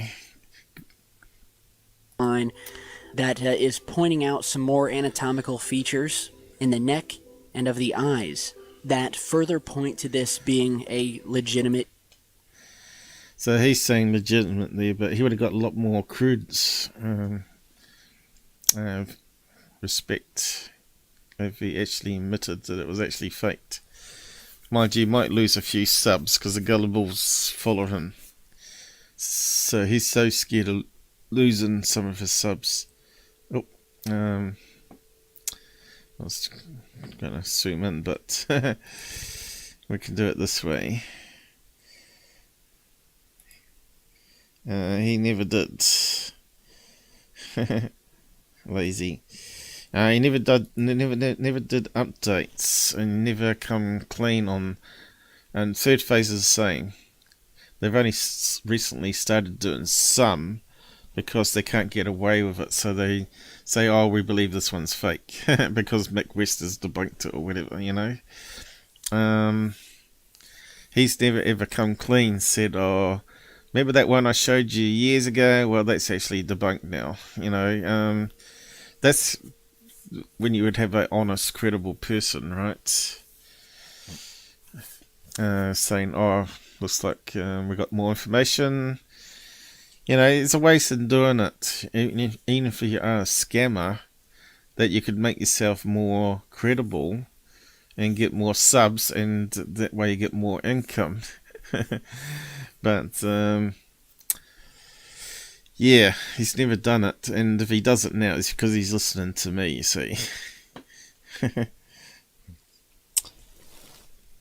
G'day from Riverland, South Australia.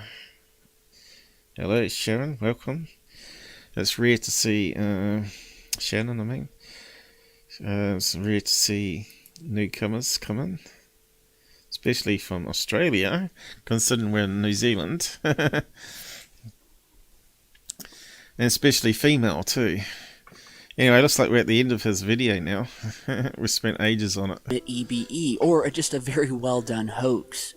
Because it takes a lot of time. Notice a little snigger in his voice there. Well done hoax. He knows it's a hoax. Not just to create something I'll just play it back. That further point to this being a legitimate EBE, or just a very well done hoax. Because it takes a lot of time. Notice the little giggle. When he does little giggles like that, you know he's going to tell a lie because he knows the truth, right? Not just to create something, but to put the muscle structure in, the bone structure, to make it 100% anatomically correct. Which we just saw in another museum, a same similar exhibit where it had all better detail of anything. So, yeah, it's so easy to fake it. Takes a lot of time, a lot of money, especially back in 1992. And not to mention, this was not touted like the 1995 footage of the alien autopsy. You can see the alien autopsy, they obviously spent a lot of time on it, right? But they didn't make the eyes right, I don't think. If they made the eyes bigger here, I would have probably believed it more. That's why I didn't like the alien autopsy one. The eyes were straight off wrong compared to the majority of the abduction cases. Although they did actually peel off some membrane in that fake movie. But so we know it's fake because the people have come forward. Hello, TV Square Eyes. You sure they're squares and not rectangles? Because TVs used to be squares, but now they're more rectangles. So you need to change your name to Rectangle Eyes. Not female. Shannon, I thought that was a female name.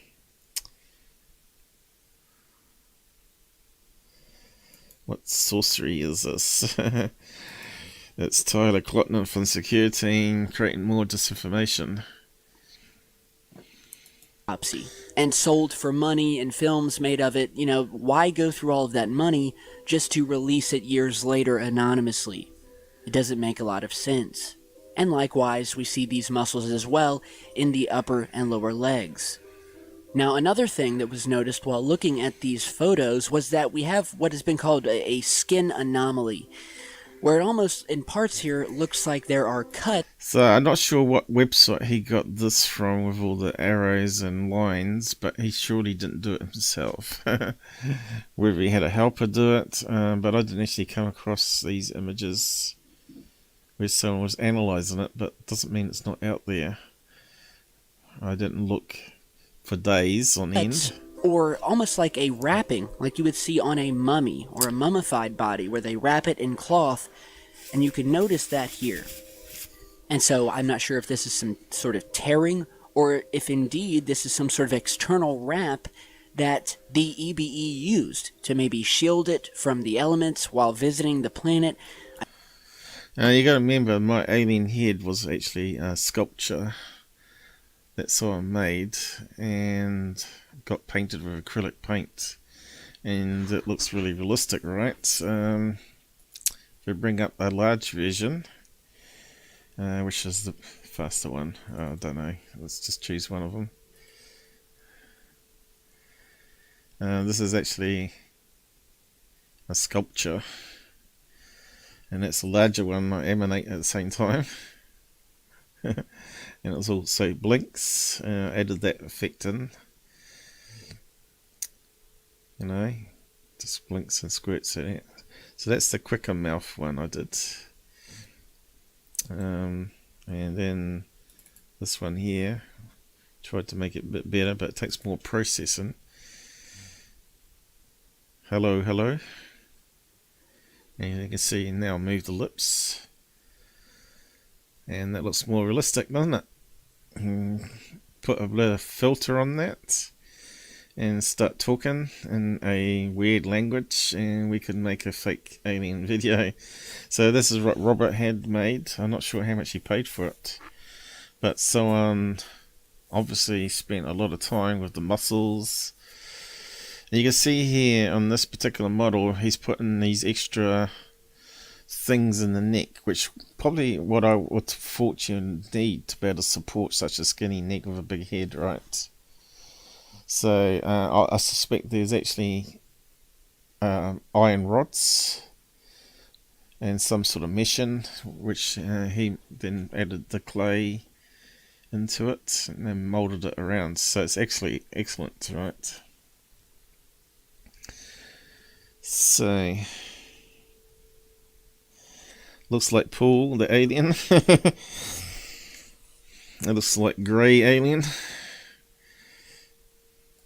My computer just handles it, right? And there is a one I've emanated on myself, which I'm not quite happy with. But anyway, I've got other ones in here.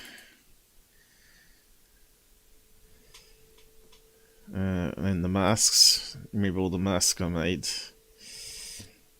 Santa mask and all that.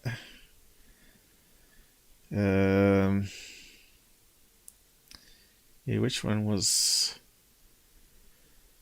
Paul Speak Exy? It's probably that one. That's one in the leather jacket.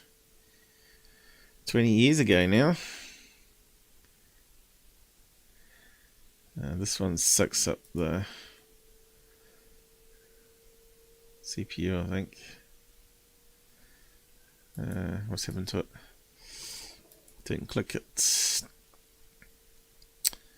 Right, it's on the other screen for some reason. Let me see if I can grab it. Oh, no. Go in the wrong direction. Let's go that way. Actually, I have to redo it. I've stuffed it up.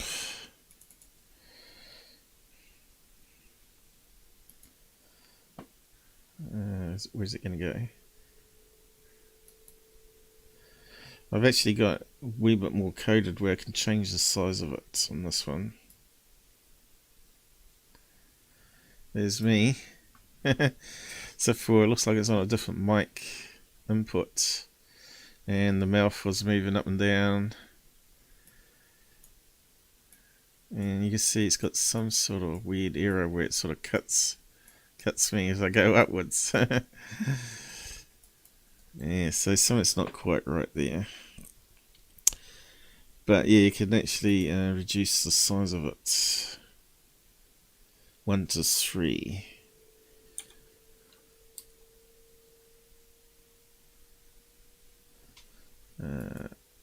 Where's it gone?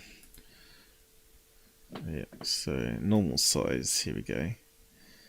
There's the normal size, and you can see my arms are moving now. Sometimes got it on the belt. Thumb on the belt. But yeah, I'm not sure what mic input that's using. But yeah. I like the alien grey the best. The alien's much more handsome than me. Check out Super Soldier Talk. Who's saying that? You're not coming here to promote, have you? No promoting and leading people away from the site, thank you. Looks like Paul. Love the alien head. Probably grey suits. Yeah, they should wear grey suits. Blend in with the flesh colour.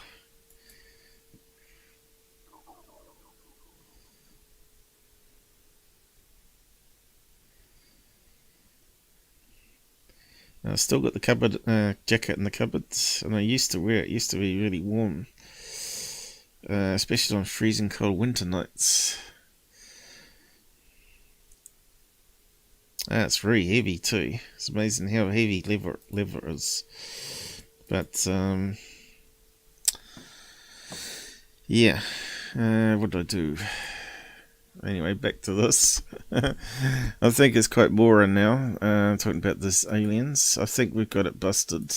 And not videoed them secondhand off of a video monitor, which was said to have been done under the advice of a UFO investigator. Another question is, where did the body go? Where are the witnesses? This is in a museum. And why hasn't this footage gotten more notoriety? Because most people have brains and can see it's faked. And that's what I'm hoping to do with the posting of this. So... yeah, right. He's hoping to get it published again in UK Rags. So we already covered it back in 2017. That sounds just right for him. Very interesting finding. An explosive smoking gun finding, if this turns out to be... See the little snigger laugh there. Smoking gun. legit. And so in the end, you guys are just going to have to watch the video. Tell me what you think. If I have any more updates, you can be sure I will post them. So stay safe, stay tuned, and I'll see you back in just a bit. No, please, no more Tyler. Anyway, let's see what people are saying. So, anyone still think that's legit at all in the side chat? I pretty think I've managed to break it down a lot there from what I could find out. There wasn't much said in these cases, apart from promoting the same crap from these fraud channels. So that's Daily Star. So this is a region where it was meant to have been filmed in Canada, not Switzerland. I think that's Canada, isn't it? Vermont, yeah, Canada. They have French names. Here's the various photographs.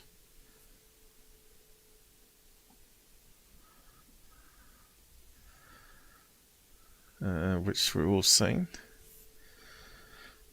Original video on YouTube, which we've just watched, is in French. Ah, right, French. Okay, that was the Canadian one, was it? Let me just go there.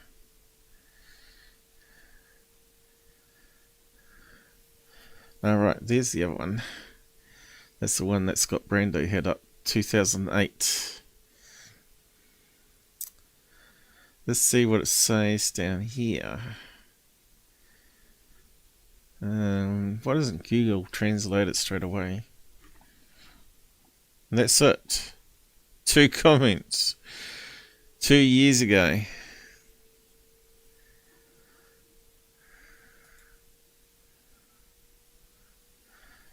VHS, I can notice.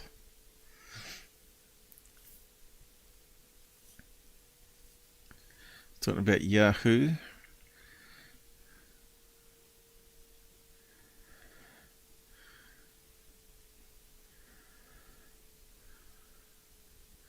I wonder if it talks about it being a museum piece, because that would really clinch it for us. That would be extra information, because how did Scott Brando know it was a museum piece? Because I haven't found that information. But obviously it is, because you can see the reflection in the window.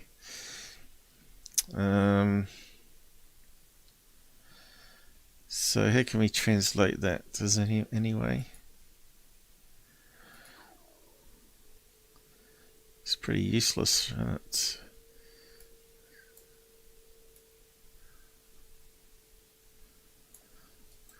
Translate.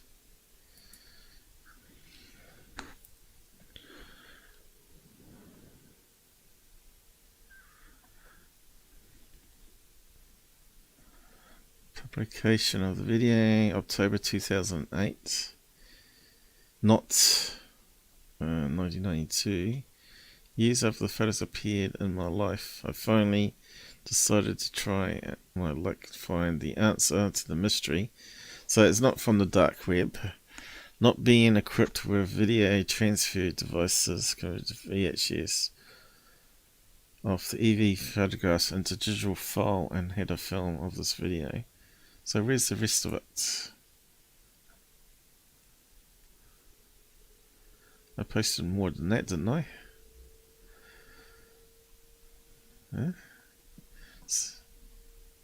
There's something not right there. Seeing a lot longer.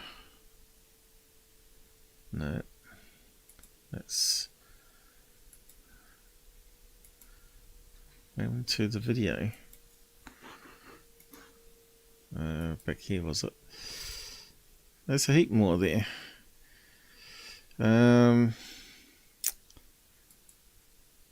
Where's the rest of it?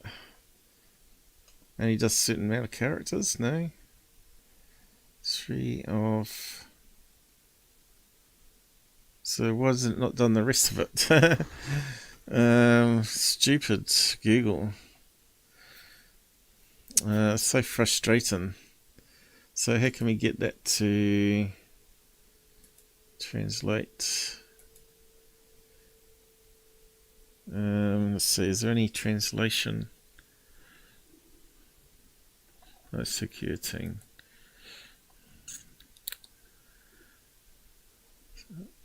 Looks like it's 3 of 3.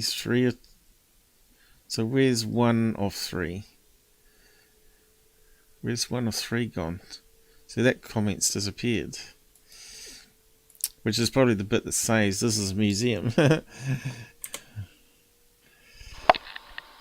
Oh, I'm going to hit play, have I?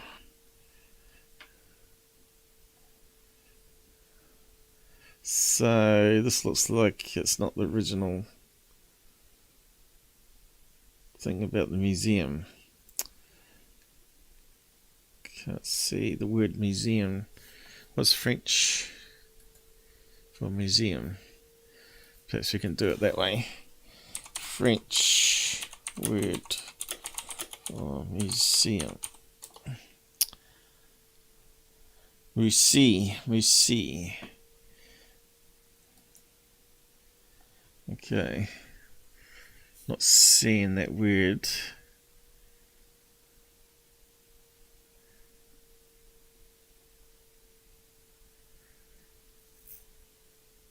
Muscle.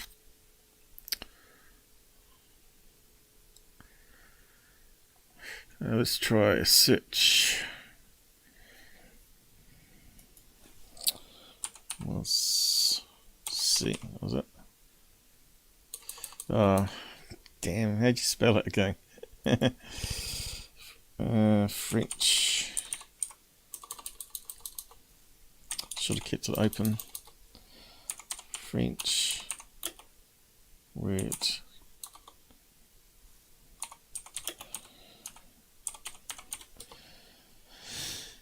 Let's see. That come up before. Where does it disappear to this time?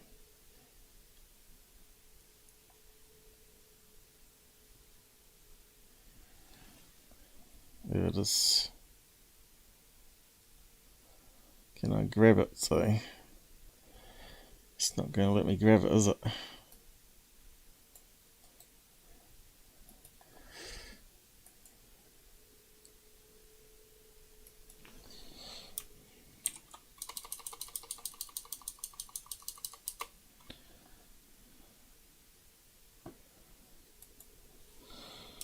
Okay, let's put in alien dark web. Wonder that should be in French too, really. Friend of mine claims that he found evidence of time travel. Nope, that's not giving us any help, is it?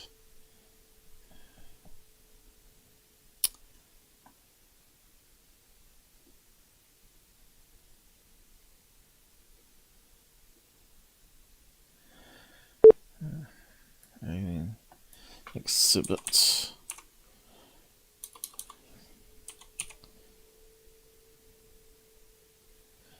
It hasn't come up. Yeah, what's the French word for alien? Oh, that's why. Alien. Extraterrestrial or something? Is that the word? No.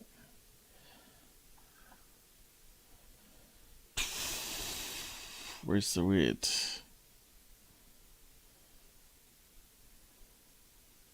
I just say alien in French. It's always difficult when it's in other languages, isn't it? Extraterrestre. Okay. Bit of a mouthful. Museum, and try that. See what comes up.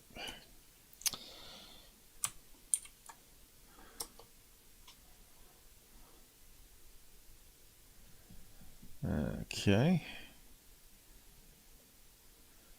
Let's come up with International UFO Museum. Whereabouts is that?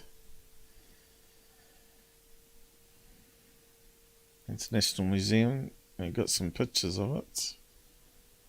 France. So could it be from France? Images. Here we go. Oh, it looks really cool. I want to go. Oh, wow. That's a cool museum. But it's got the wrong alien. It's got the bad one.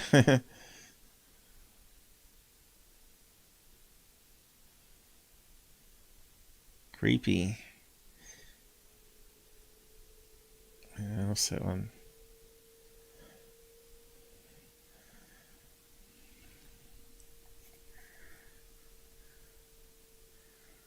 There you go. They got one for Roswell as well.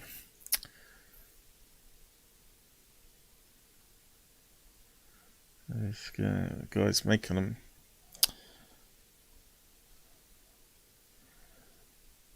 He ain't too happy, is he? I just saw Secureteam's video, not really happy. Look, there's a display. That's a good one. So it looks like the French love aliens.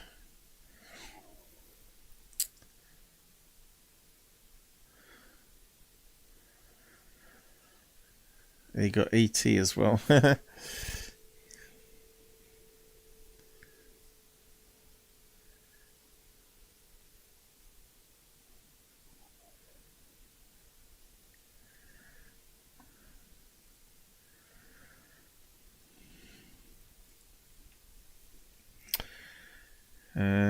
Probably need autopsy. Probably need to put some more words in there, I think.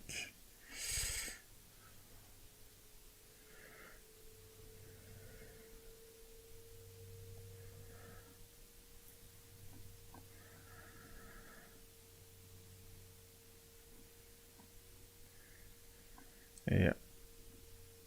It would have been good if we could come up with the museum that it's in. Well, there's one.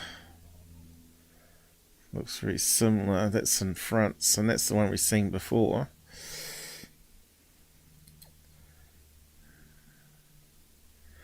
But it doesn't match our one.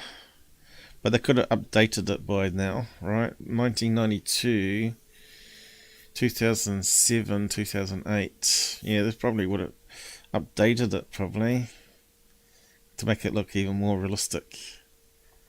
What's that one there? Yeah, it looks realistic.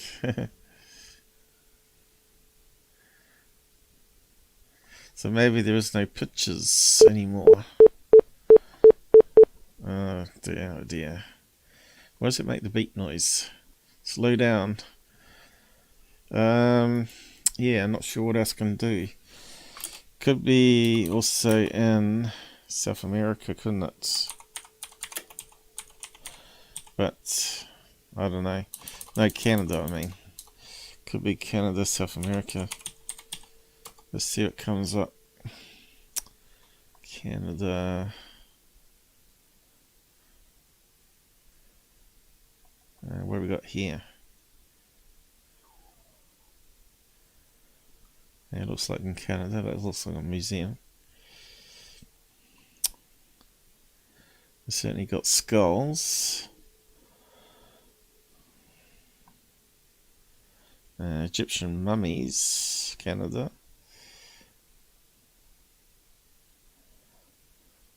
That's all we got. Not much. What's that one there?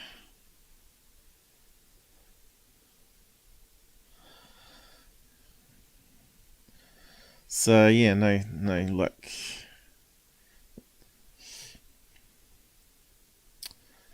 Finding it by pure chance, but yeah, we've done more research on it than anyone probably. We'll leave it there on that one, I think. And might even be time to wrap up. I was going to do a lot more. Yes, we'll wrap it off with some green vault one.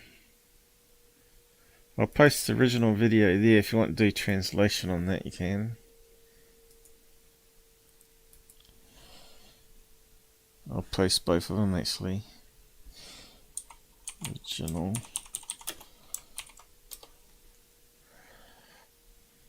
And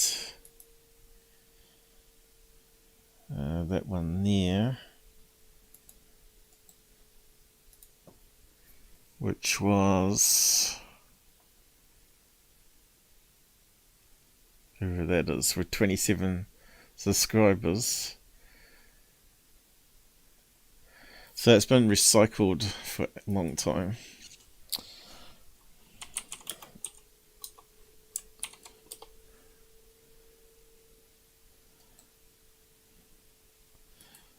So we know it's not going to be in Switzerland. Now this page here, I don't know. Soul Guidance sounds like some sort of UFO website.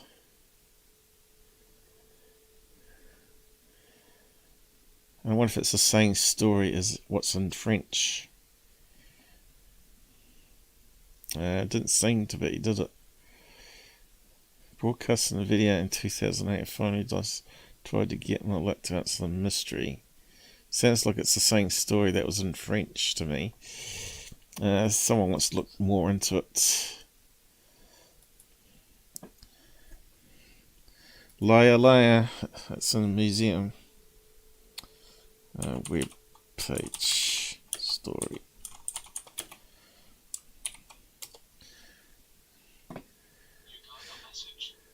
Okay, let's close that one. Okay, now we're on to this one here.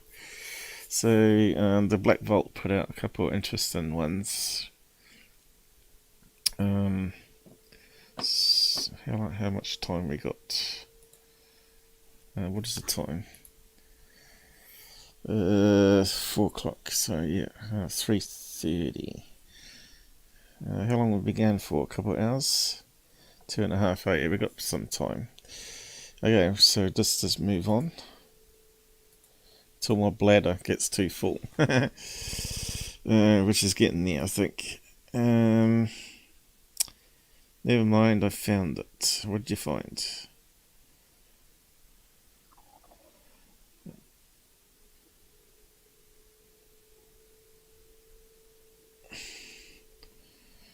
Okay, I'm not too sure what you're talking about there. Okay, let's just have a look at this FBI report on Bigfoot to start with.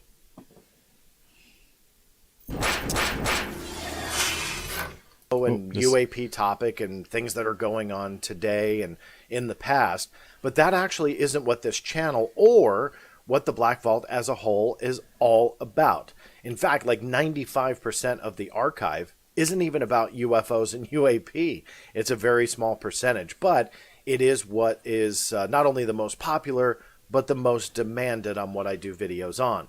But I want to kind of switch it up a little bit from time to time, and today I'm doing just that. I'm talking about Bigfoot. Yes, Sasquatch. Now, no, I don't really, let's say, study this. I don't want to say that I'm not into it for lack of interest. I think everything is fascinating, especially when there's a mystery behind it. And this is no different than that. But I wouldn't say I spend a ton of time on it, but did make a discovery a few years ago, which is definitely worth a mention. So I'm throwing it out there for some food for thought. Let me bring up some visuals here for you. This is a page on the blackvault.com. This video is only going to be on YouTube, so please look below. In the notes section or the YouTube description, you'll find a link directly to these files and everything that we go over. That Okay, it looks like a hair sample, doesn't it? way you can either follow along or read through them later. So this particular page, this hair sample, we'll be talking about hair samples in a moment, is part of the official FBI file on Bigfoot. Now, we'll get into that, like I said, in a couple of moments. But here's kind of a quick backstory that I'll give you. I wrote it up here, but just to kind of give you a quick rundown. Back in 2017 and then again in 2018, I was honored to speak to David Paulides' conference called the Mile High Mystery Conference in Colorado. Now, he first asked... Now, David Paulides is actually a fraud. He lied about his work history, and he was laid off dishonorably for using police letterhead to send out to Hollywood stars to get their signatures, because he was actually a signature collector and seller of signatures. So he was making money on the side. So to me, that was like using police material for his own profit. He was claiming that he was trying to give it away to kids and using it as a fundraiser, but obviously the police didn't believe it, and he was asked to do an early retirement. I've covered this story on David Paulides before, but yeah, he wasn't a 20-year detective or anything like that. He was not even 20 years in the police force. So you can go and look all that information up. And he's known to embellish his stories to sell it. So yeah. But if they got an FBI report, then obviously it's got to be correct. Asked me to go out there in 2017, then asked me to come back in 2018, and it was a great time. I got to talk about the UFO phenomena simply because that is what I was asked to talk about, and it went, from my memory, went a little bit away from what the core of the conference was, which was talking a lot about the Bigfoot and Sasquatch mysteries. Of course, there were other topics as well, not only with UFOs, but that was kind of the core of what I gathered. And David Paulides, he had asked me to come out there again that second time, and he had asked me, hey, do you have any government documents on Bigfoot? And I thought, wrongfully, that there would be nothing there, and I had never... So that's where David Paulides got it from, or Paulides got it from. So obviously the Blackvault did the hard graft, and he gave the information to him. Requested it before, simply because I thought, there's no way that there's going to be government documents on Bigfoot. But on the contrary, there actually was. So the lead up to that file, when I started researching it for that conference, and sadly I didn't get the documents in time because a lot of this stuff takes time through FOIA when you file requests. But I had discovered that in that conversation, I didn't discover the atlas. This had been in the conversation before. I was just new to it. That in 1975, the Army Corps of Engineers created an atlas for the state of Washington. And when I first heard about this, I thought, well, there's no way that this could be... This is quite interesting. So really, he should be given that information to Expedition Bigfoot, because they were down in this area here, and the government just bought another chunk of land that they could protect the Bigfoot location, is what they believe. So yeah, if you ain't watched season 3, I suggest you go ahead and have a watch of it. What's that TV screen? You got censored. Where's all the moderators gone? I'll just show you comment. What are you saying? Dirty money, fake parasite. He is shameless. You talking about Blackvault, or you talking about Tyler, or you talking about David Paulides? Because he was big into Bigfoot stuff and still is, I believe. Then he went into 411 child missing things. But I have actually investigated David, because he went on Secureteam when I asked him not to. And then I started doing research and found out he had a dodgy past, and it made total sense that he wasn't credible after all.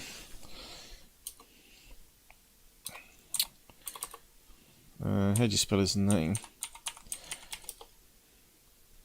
Something like that, or not? David Paulides, the truth. So it's there, and then I do a better one. Here we go.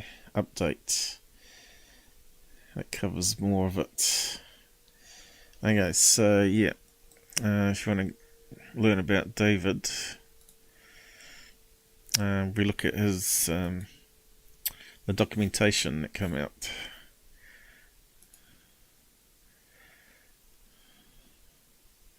Crime for which he could face a year in jail.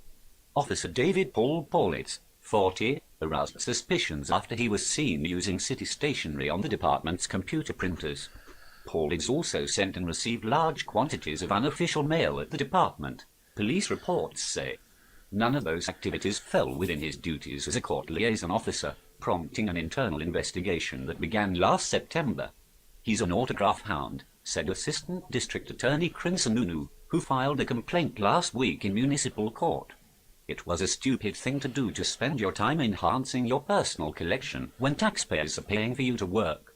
Suspicions were heightened when the police department received a phone call from a Los Angeles publicist asking to speak with Paulides about the Police Hall of Fame, and a letter from the Lionel Richie fan club, which enclosed an autographed compact disc by the singer. As it turned out, Paulides had solicited autographs from such people as newswoman Diane Sawyer, astronaut Major Misson, model Carol Alt, exercise guru Jack Lalin and Ivana Trump allegedly by falsely claiming he was working on a city project. In the letter to Trump, for example... So it doesn't sound like someone that you're going to believe as a police detective. He's a dirty cop, man. He's a dirty cop. And here you go.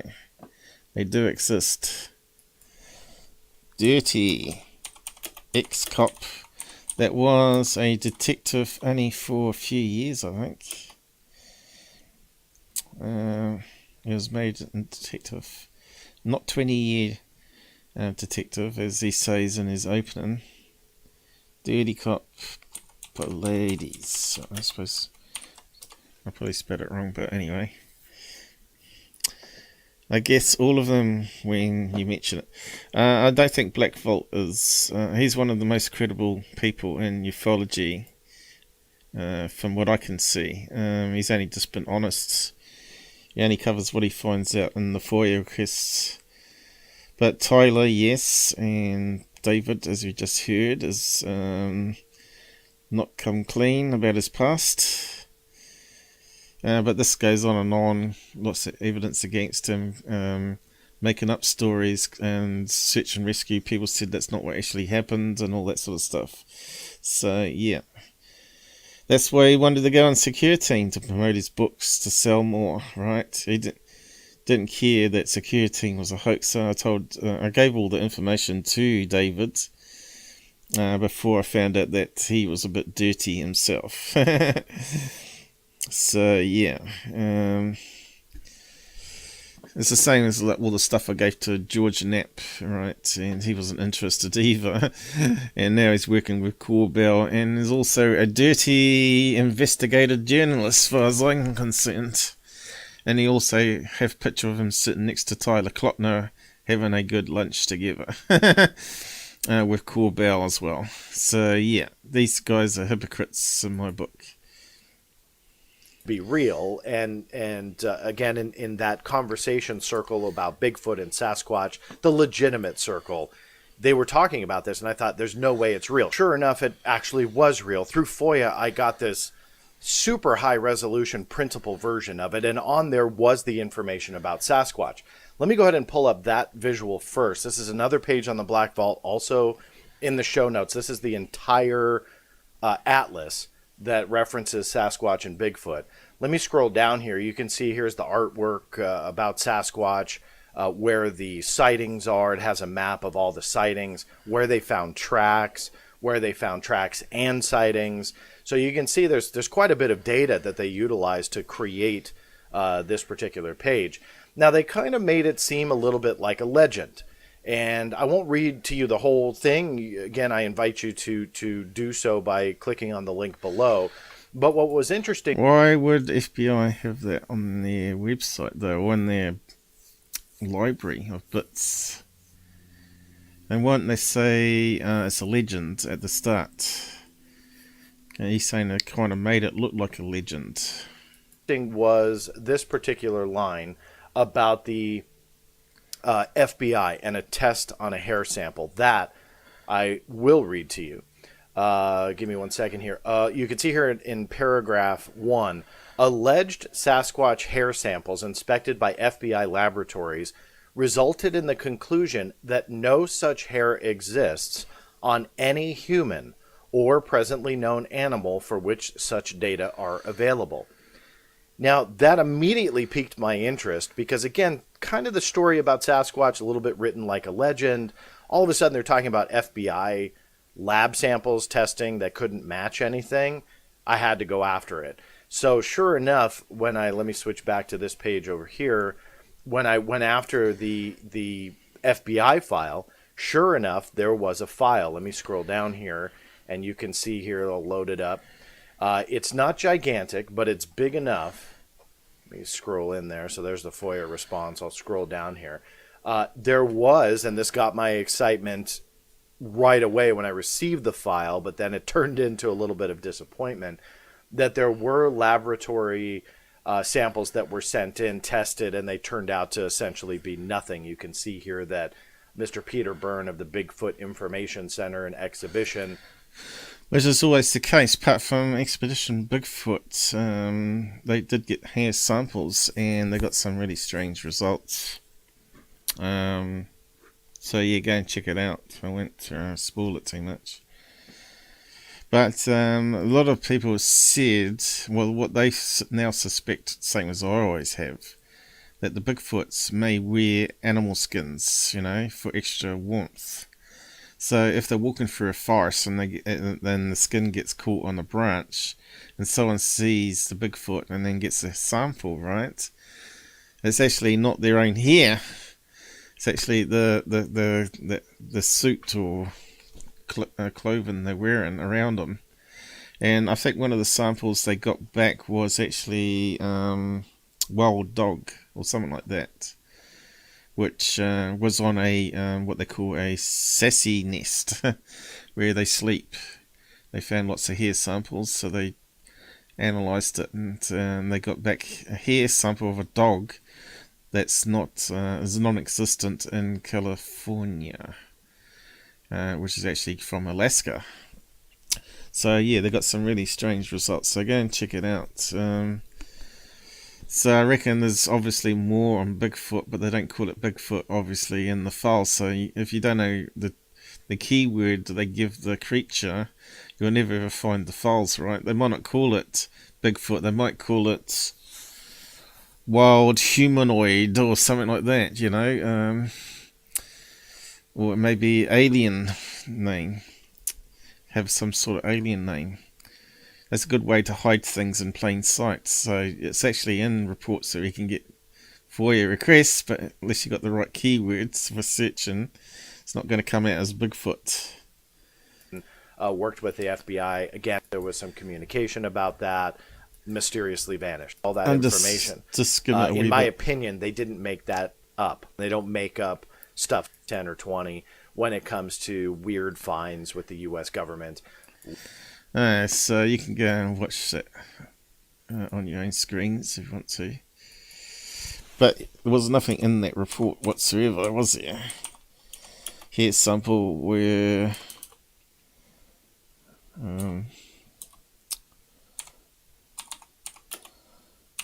Blackvault, I'll just call it Black V. Let's type in. That's kind of funny, dog here. Yeah, because makes sense that if you're a Bigfoot and you want to eat, then you're going to go after a wolf pack, aren't you? You're going to be stronger than a wolf and tear up. They're quite big dogs. Strangle them, and then eat them. Because it's known that Bigfoots, when they get attacked by hunters' dogs, they actually kill them. So it makes sense that they may rip off the fur and actually wear some of it, especially if they're intelligent, like early man. They'd make that into a big suit. A lot of people have said that that the Bigfoots look like they're wearing a messy type. They got messy fur, which has got sticks and all things bedded into it, which makes an ideal thing for camouflage, for sneaking up on animals of prey and humans alike. So that's that one. And what was the other one? This one here, nested footage. So we'll just go over this one here, and I'll tell you what I think it is. Bill Nelson. It does not look like Bill Nelson missions. And on top, we'll file those for now. So he found a FOIA report where FBI logged it of someone sending some footage from NASA, a public member, to Bill, what did he say, Bill Nelson, the head of NASA, or something like that. And he's managed to get hold of him. Now, is that they were from 2 different space shuttle missions, and on top of that, they were sent to NASA Administrator Bill Nelson. It does not look like Bill Nelson responded, but I thought that it was just interesting enough to post these videos because they're kind of rare to get through FOIA. But then on top of that, throw it out there for you guys to see if you've seen them before. One of which I have, the other which I haven't. Now, that doesn't mean anything. There's probably some perfectly logical explanation. Of course, with NASA videos, there's always kind of the go-to fallbacks like ice crystals and stuff like that. But instead of me doing any type of video analysis, which is not really what I like to do on this channel. He's no good at it anyway. And I'm not sure, but I think he may have blocked me as well. Because I used to correct him a lot. People don't like being told they're wrong. Anyway. Rather, I like to profile kind of the background to the documents. And as these NASA releases get trickled out, some of the more interesting ones I'll profile for you guys. And then likely when it's all done, or at least I have a huge release from them, which is coming, then I will go ahead and do kind of a more of an overview, longer deep dive video into those. But until then, let's just talk about the release that I just got this last week. Bear with me here. So again, these were NASA Administrator Bill Nelson emails, various keywords, all UFO and UAP related, and you can see the date by June 14th, 2022. The one that I want to highlight right now is fairly recent. Let me first preference the author of this, meaning who sent it to Bill Nelson, was a private citizen. His name was Horst Leskow. Hopefully I have that pronounced correctly. You can see here, sent to Bill Nelson, June 14th, 2022. So much for privacy. 22, with 2 different videos attached. Hello, dear Administrator Mr. Nelson. What do you think about these 2 videos? I would be very grateful for a feedback. Kind regards, HL. Now, before I play the videos, I want to give a quick background to who this is, because I don't know who this is, but rather found a connection to the John Podesta emails on WikiLeaks. And the same person, again, private sector, not a NASA person, I want to stress that. So UFO buff pretty much is following people. This is, I don't want to use the word unsolicited, but I guess that might be accurate, where they were reaching out to Nelson. So it's not like there was communication going on, but rather he managed to get not only John Podesta's email address in 2015, and sent a few emails on, let me see here. Wasn't he hacked soon after as well? His email account, he didn't have he had a simple password of Fred or something. All on October 9th. But whoever this is, they've been actually pushing kind of the same video, which is what I'm about to show you, sent it to John Podesta, and they popped up in the WikiLeaks stuff. And now in 2022, about 7 years later, to NASA Administrator Bill Nelson. Now I'm going to play both of them in full. There is audio. I'm going to let the audio play. You'll see here the 2 attachments, NASA Star Cruiser .mp4. I believe Star Cruiser is what the guy named it. Give us the Star Cruiser. This Horst Leskow. And then STS-114 original. I'm going to play the Star Cruiser one first. Through some research, I believe this is STS-120. At least the reason why I believe that is in his email to Podesta, labeled it as such, but it is the same video. I can't verify that. So all the space shuttle missions are all called STS, and each mission had a number. So 14 is really early, and 120 is a few years on, I guess. Only because I haven't found the original raw source yet, but at this point kind of have no doubts that the video's real, but what the object is, who really knows? Bear with me here. Let me go ahead and play the Star Cruiser file first. At least I think I know. Only about a minute or 2 in length on both. Bear with me. And it's very similar to what we just saw in Tyler's video, and I'll explain it. If you could confirm that for us, that'd be great. And then also if you could check the forward payload bay floodlights are off, and I'll get you an answer here in just a minute. You can see that object coming from the lower right. So there's going to be something down here. So I'll go full screen so we can see it. That one. Okay. So here we I go. can confirm all of the floods are off. Yeah, it looks like there's something really faint appearing in the corner here.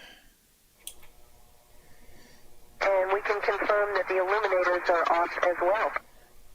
Okay, we copy all. Thanks. You see it coming into frame there. Confirming all the lights are off. I'm not sure if that is some object or something coming into the camera frame there, and they're saying... Okay, if that was an object, you'd expect it to be a lot better visible than that, wouldn't you? And if they saw an object like that on camera, you'd think they'd turn the floodlights on to illuminate it, right? Hey, we don't know what's illuminating this because...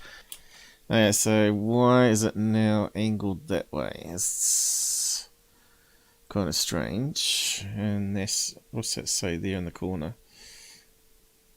NASA. So now they've got it vertical for some reason. And it does look a bit smudgy, doesn't it? Eh? So my feeling on this one is, remember they filmed through glass. The camera's actually being held by the person inside the cabin, looking through one of those thick windows on the space shuttle, right? And what happens with windows, as we found out in Tyler's ones, you get reflections of the people that got the cameras that are filming outside. So could this be a reflection of the person?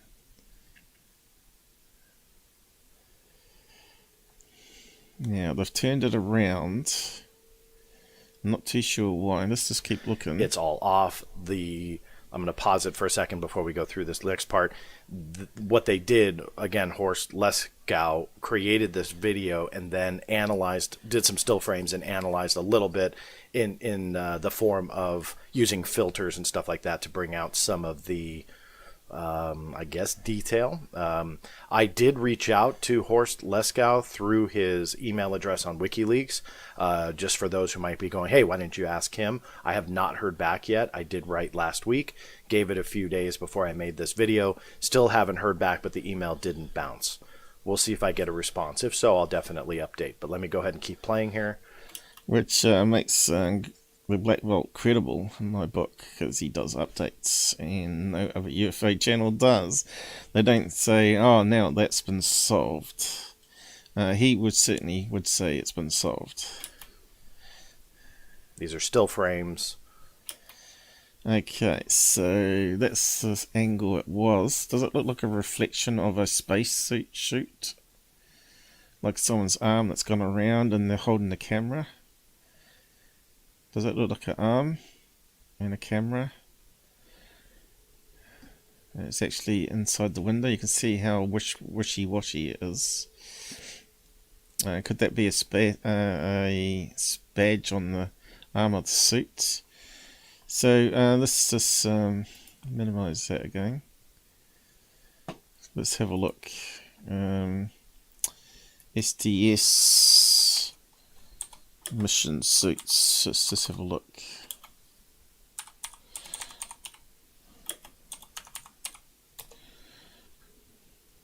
Okay, so they had orange ones, but did they have white ones?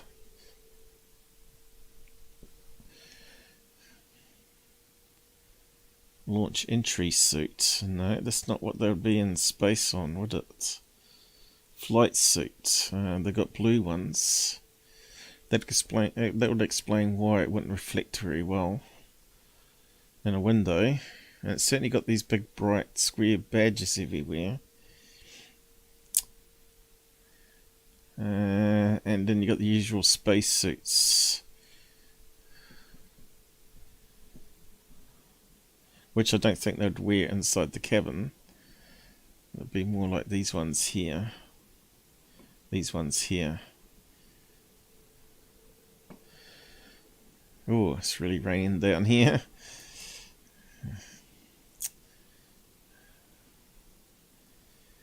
So, could it be someone that's filming with a camera?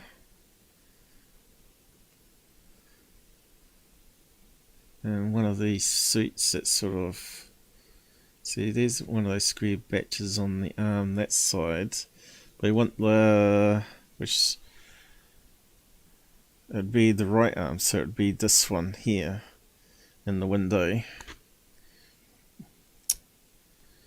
It looks like the badges are on the left. Do they have it on both sides though? Got the flag one side. Flag one side. What's on the other side? Anything? Can't quite see anything on the other side.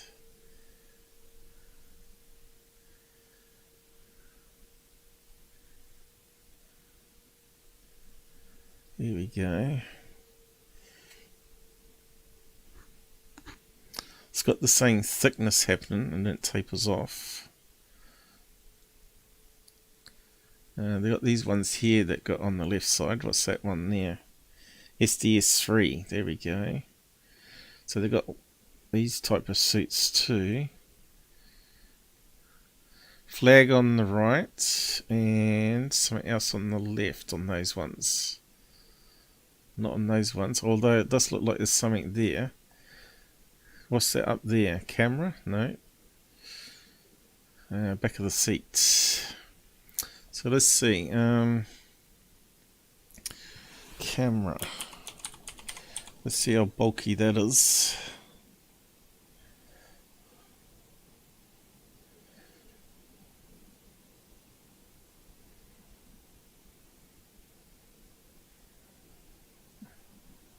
Went inside display. Well, there's a camera there. Polar astronauts.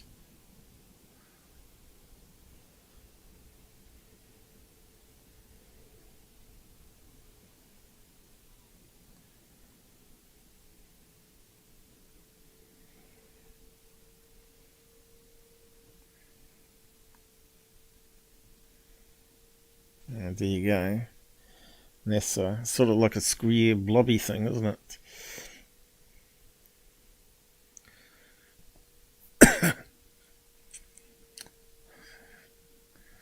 Hardened for radiation. So they got orange and blue suits. Some of them do have something on the left side. And they also have got these gold suits. Let's have a look at that one, which has a lot more badges on it. What's SDS3? So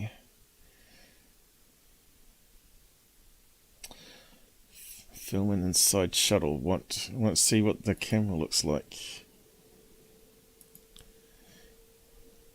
SDS. Camera. Oh, we'll just put shuttle. Shuttle. Cabin. Cabin. Camera. See what comes up. Okay. There you go. It's a fairly big, chunky camera they have.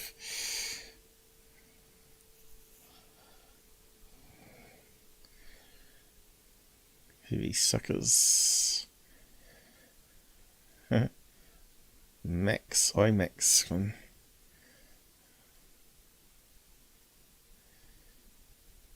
Yeah, a bit blurry, but where's the camera there? I don't see a camera there.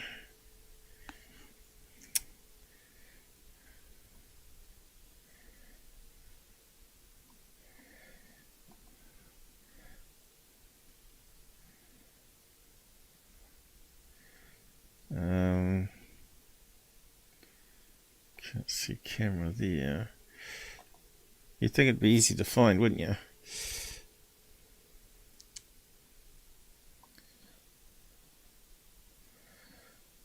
I think we got some videos of them inside though.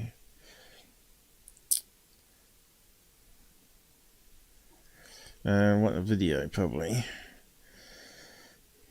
Let's see what we can find. STS. Oh, actually, video. How do we get video up?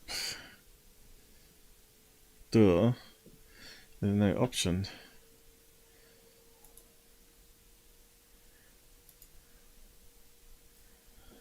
Okay, so these ones got camera inside. No. Looks like outside. Highlights. Tape 2. 78. Okay, that's close to 120. Let's have a look.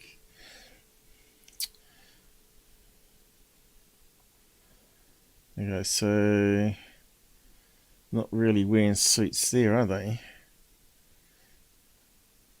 Looks like sleeveless t-shirts. Or shirts anyway. Short sleeves, shirts.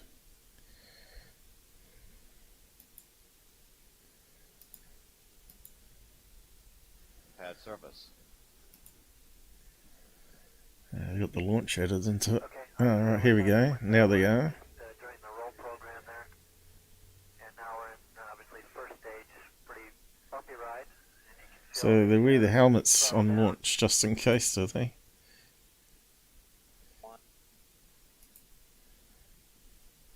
Interesting to Dr. Watt is that astronauts tend to inadvertently develop now they're stripped down. strategy as well. Okay. So we're not seeing people with cameras. It is well known that in space, over long durations of time, our muscles in our bodies grow weaker.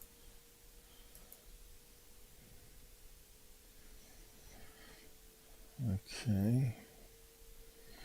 What's that guy got on? What the hell's he doing? Well, there's a man with a camera microphone, is it? Again, we're not seeing the camera. So it looks like they're wearing different colour shirts here, which makes it a bit complicated.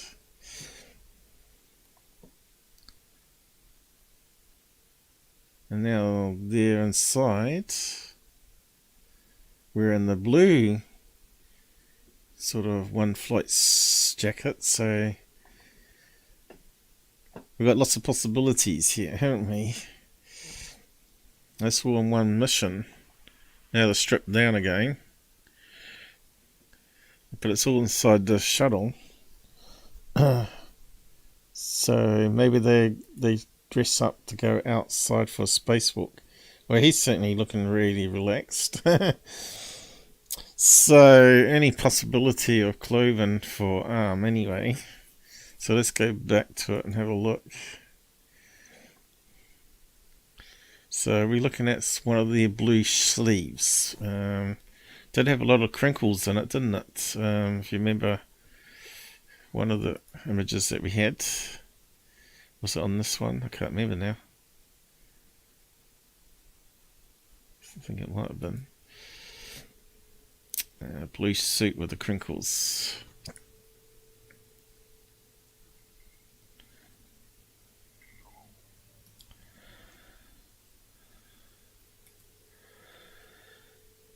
There's the blue tops again.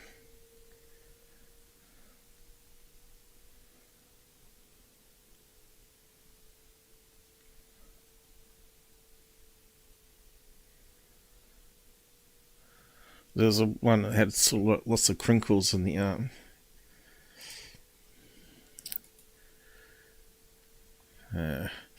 Anyway, it was there. So could it be arm, elbow, the rest of the arm, and maybe a glove or camera in the hand? And why would they be filming that way though?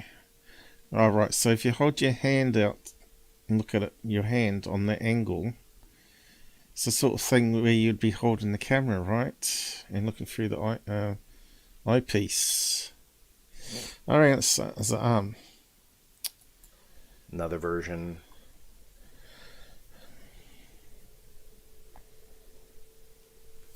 Another angle. It's on the wrong angle though.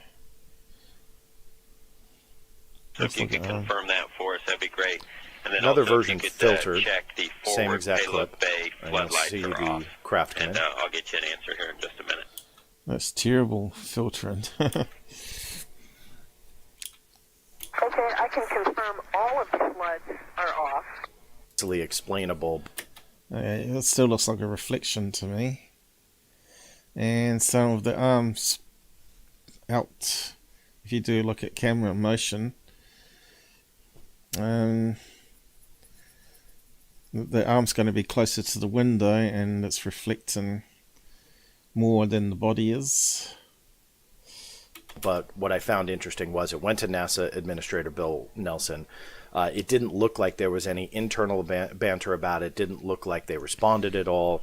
With Bill Nelson's comments recently about stuff going on, really does make you think. It's probably because they knew it was a reflection. Okay, was there any more on that? Was there any other enhancements he did that was actually good?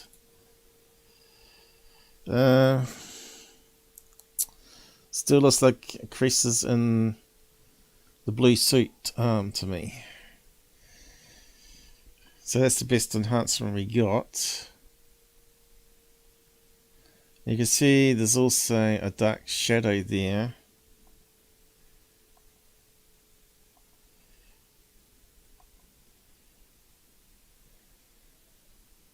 I think they're holding up the camera there, or some lights in the background. That's just up the sleeve of the arm. Doesn't look like it goes around to a hand there though. Some people are saying it's got a square here, rectangle. I say not. I think that's just the badge.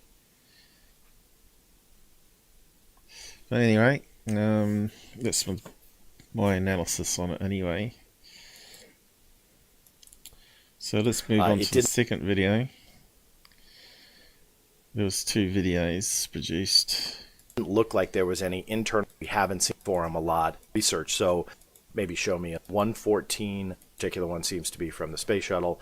These crystals float the engine. It blows all the crystals. So why did it come into the frame of the window? You know, obviously they were moving, different perspective, and more of the reflection was showing up on the window. Some might have a light source behind them, turn on. So any possibility Crystals there. out from just kind of slowly going, the thrusters go, and 48 obviously.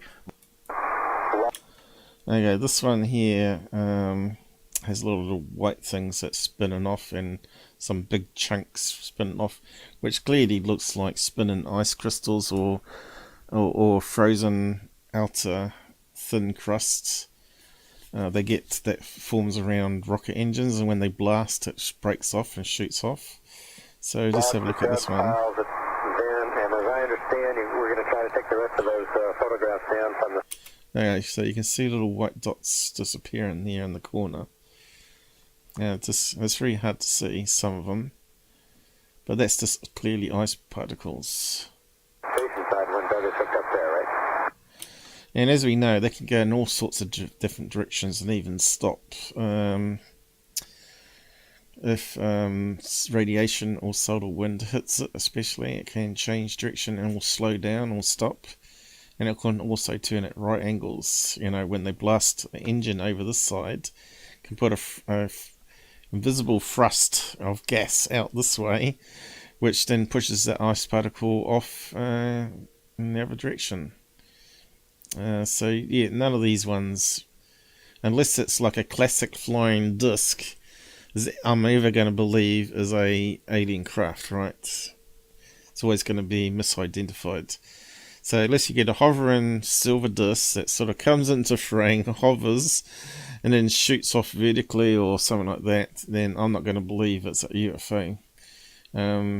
Because there's just too many other things it can be. Plus they're filming through a window here. As you can see here, it looks a wee bit smudgy. Looks like there's some internal light source. That is correct.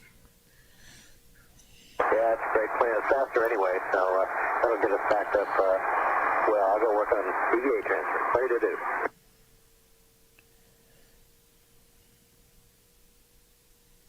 There you go. Particle goes.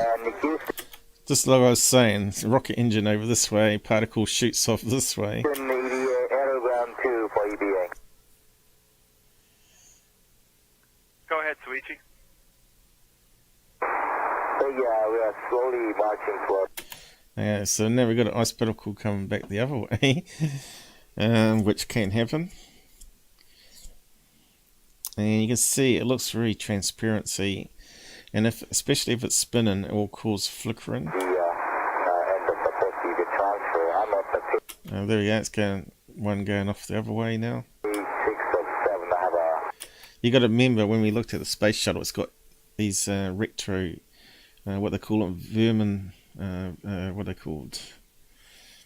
I forget the name of it. Some German name of these little engine thruster jets that they use to hold their position or rotate or whatever. But you got to remember these ice crystals are floating all around, and any sunlight hitting them is going to heat it up and evaporate, and that's going to cause a little thrust of the ice crystal going back the other way and all that sort of business, right? Okay, we're on 6 to 7. Go ahead. There's another ice crystal. It looks like it's flickering. See that? And now it's changing direction. Matchback increment 12/13 EMU hardware. We got everything except. You can see it looks like the Earth is over this way. And you can see the sun is obviously behind them. The TCU top and bottom. And both of our TCUs are all in boundary bands. And if you really want it, we can get it. Not the greatest video quality. Not the very good video quality. Look how blurry it is down there. Alright, you can see some movement in the cabin there. Whoop. And you can see here there's like a white smudge moving. Okay, stand by. And while we're talking about that, Suichi, I have a note for you on page 4. Hey, sweetie. DC harness cable. Our understanding is that the reason that's there and not the note above it that's crossed out, the power adapter cable, is because they couldn't find that one and they had to use the DC harness cable instead. And you can see particles getting this way. And it should be in that bag. That was where. See that one was flickering? Boom, boom, boom, boom.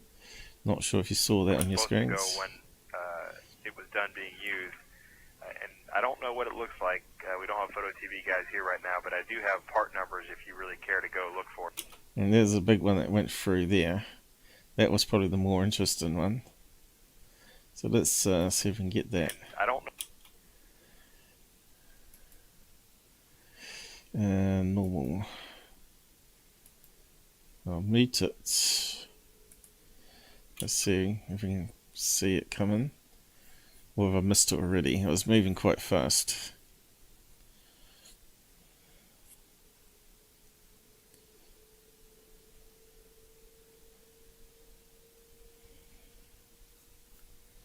Maybe I missed it. Oh, there it goes. And it's still too fast even to capture it.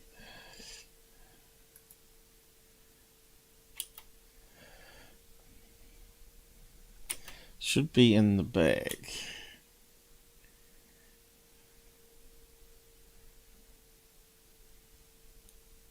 See, none of them are sort of stopping and changing direction. Not even going back the way they come. If they stopped and went back the way they come, then stopped and then shot off another direction, that would be abnormal for ice crystal. But we never ever get that. So it's always diagonal from left or right and horizontal.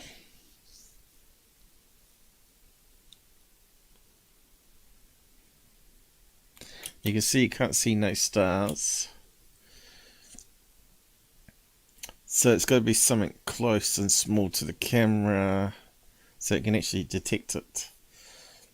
And it's got to have the light source of the sun reflecting off it as well. No, I still missed it. But yeah, it looked like it was spinning.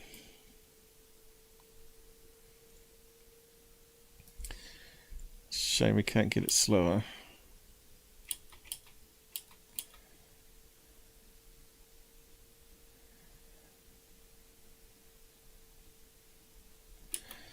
Okay, so let's speed it up again.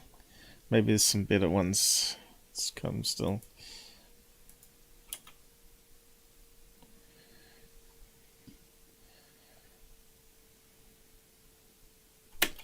Who's that first one? Oh, there's a good one. Okay, we want to get that one.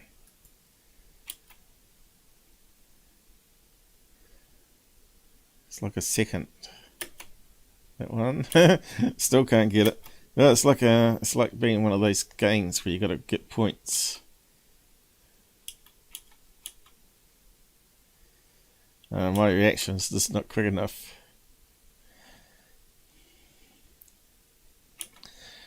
Was it there or not? Have I missed it again?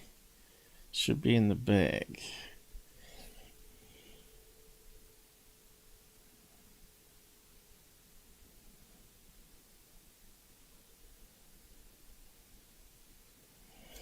It's very hard.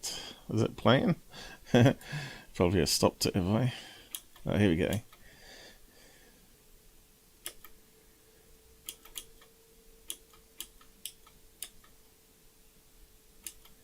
I know I'm going to miss it again.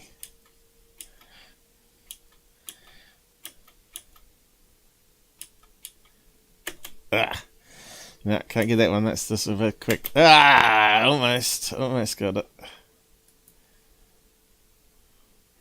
Might have to slow that one down again. Still want it better get it. Numbers.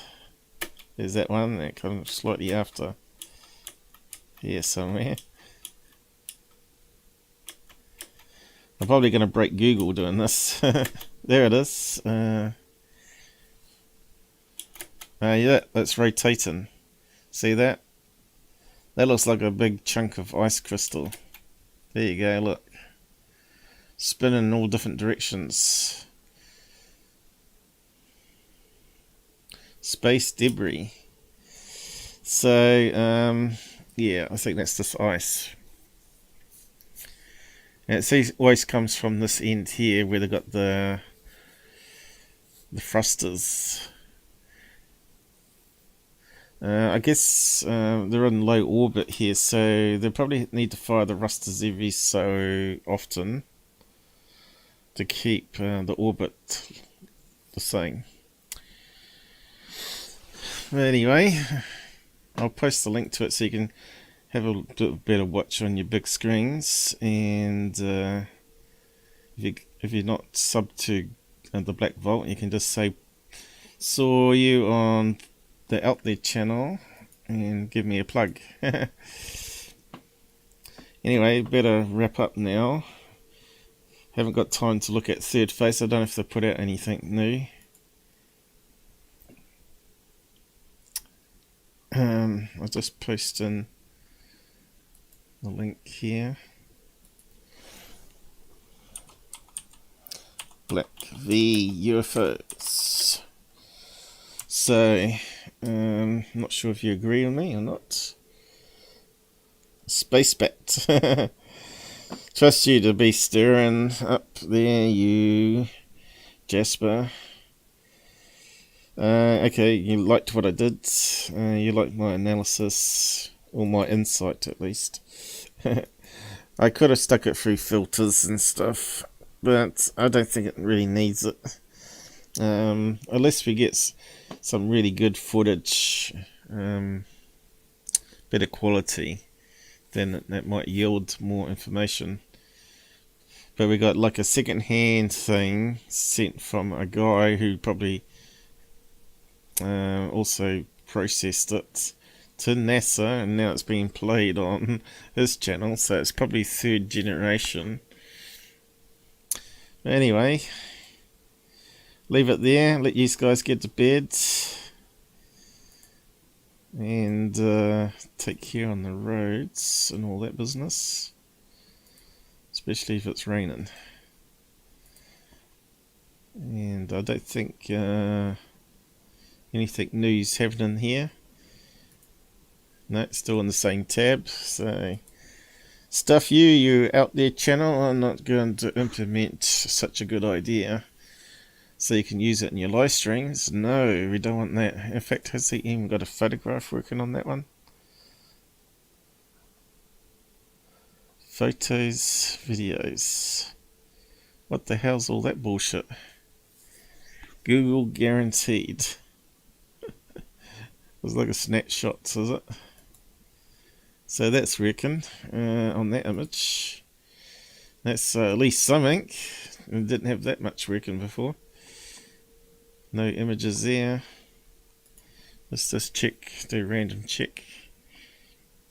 One here, let's see if that one's got it. No, too much to hope for. We got an invisible one. Ah well, still not fixed. Still a load of garbage. So until they fix that, we can't really use it. Legal, they definitely got legal there, but what's the point when the site's useless? They made it useless. Used to be good once when we used to do shows and looked over all the new submissions, but we can't do that anymore. Damn shame. I'll just catch up on the side chat and then do the end credits.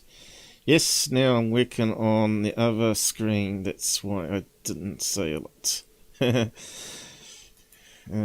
a nice weekend everybody, thanks. I may do another show yet in the weekend, if not Monday. Or Monday's normally my worst days for being sick, right? Because I take this, you have to take these pills as I lose my eyesight. Thank you Paul, thank you guys as well. Good night, thanks for joining us and hitting the like button, and do share it, share it around.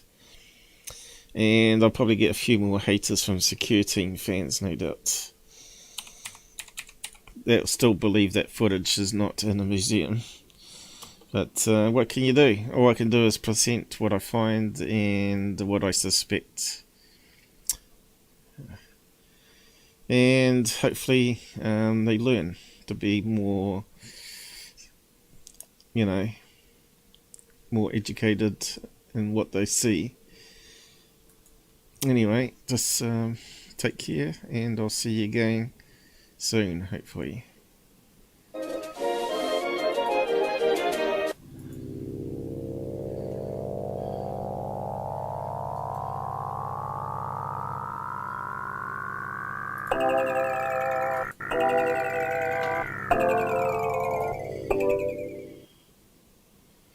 Good night. Don't let the aliens bite. And guess what? Just before my show, I better adjust the volume and wrapping up here. There we go. Too loud again. Just before I started the show today, guess what turned on? My light! It turned on as I was walking down the hallway. So I wasn't in the bedroom when it happened, but yeah, the light come on again. And it hasn't come on for at least a couple of weeks now. Anyway, I'll catch you later.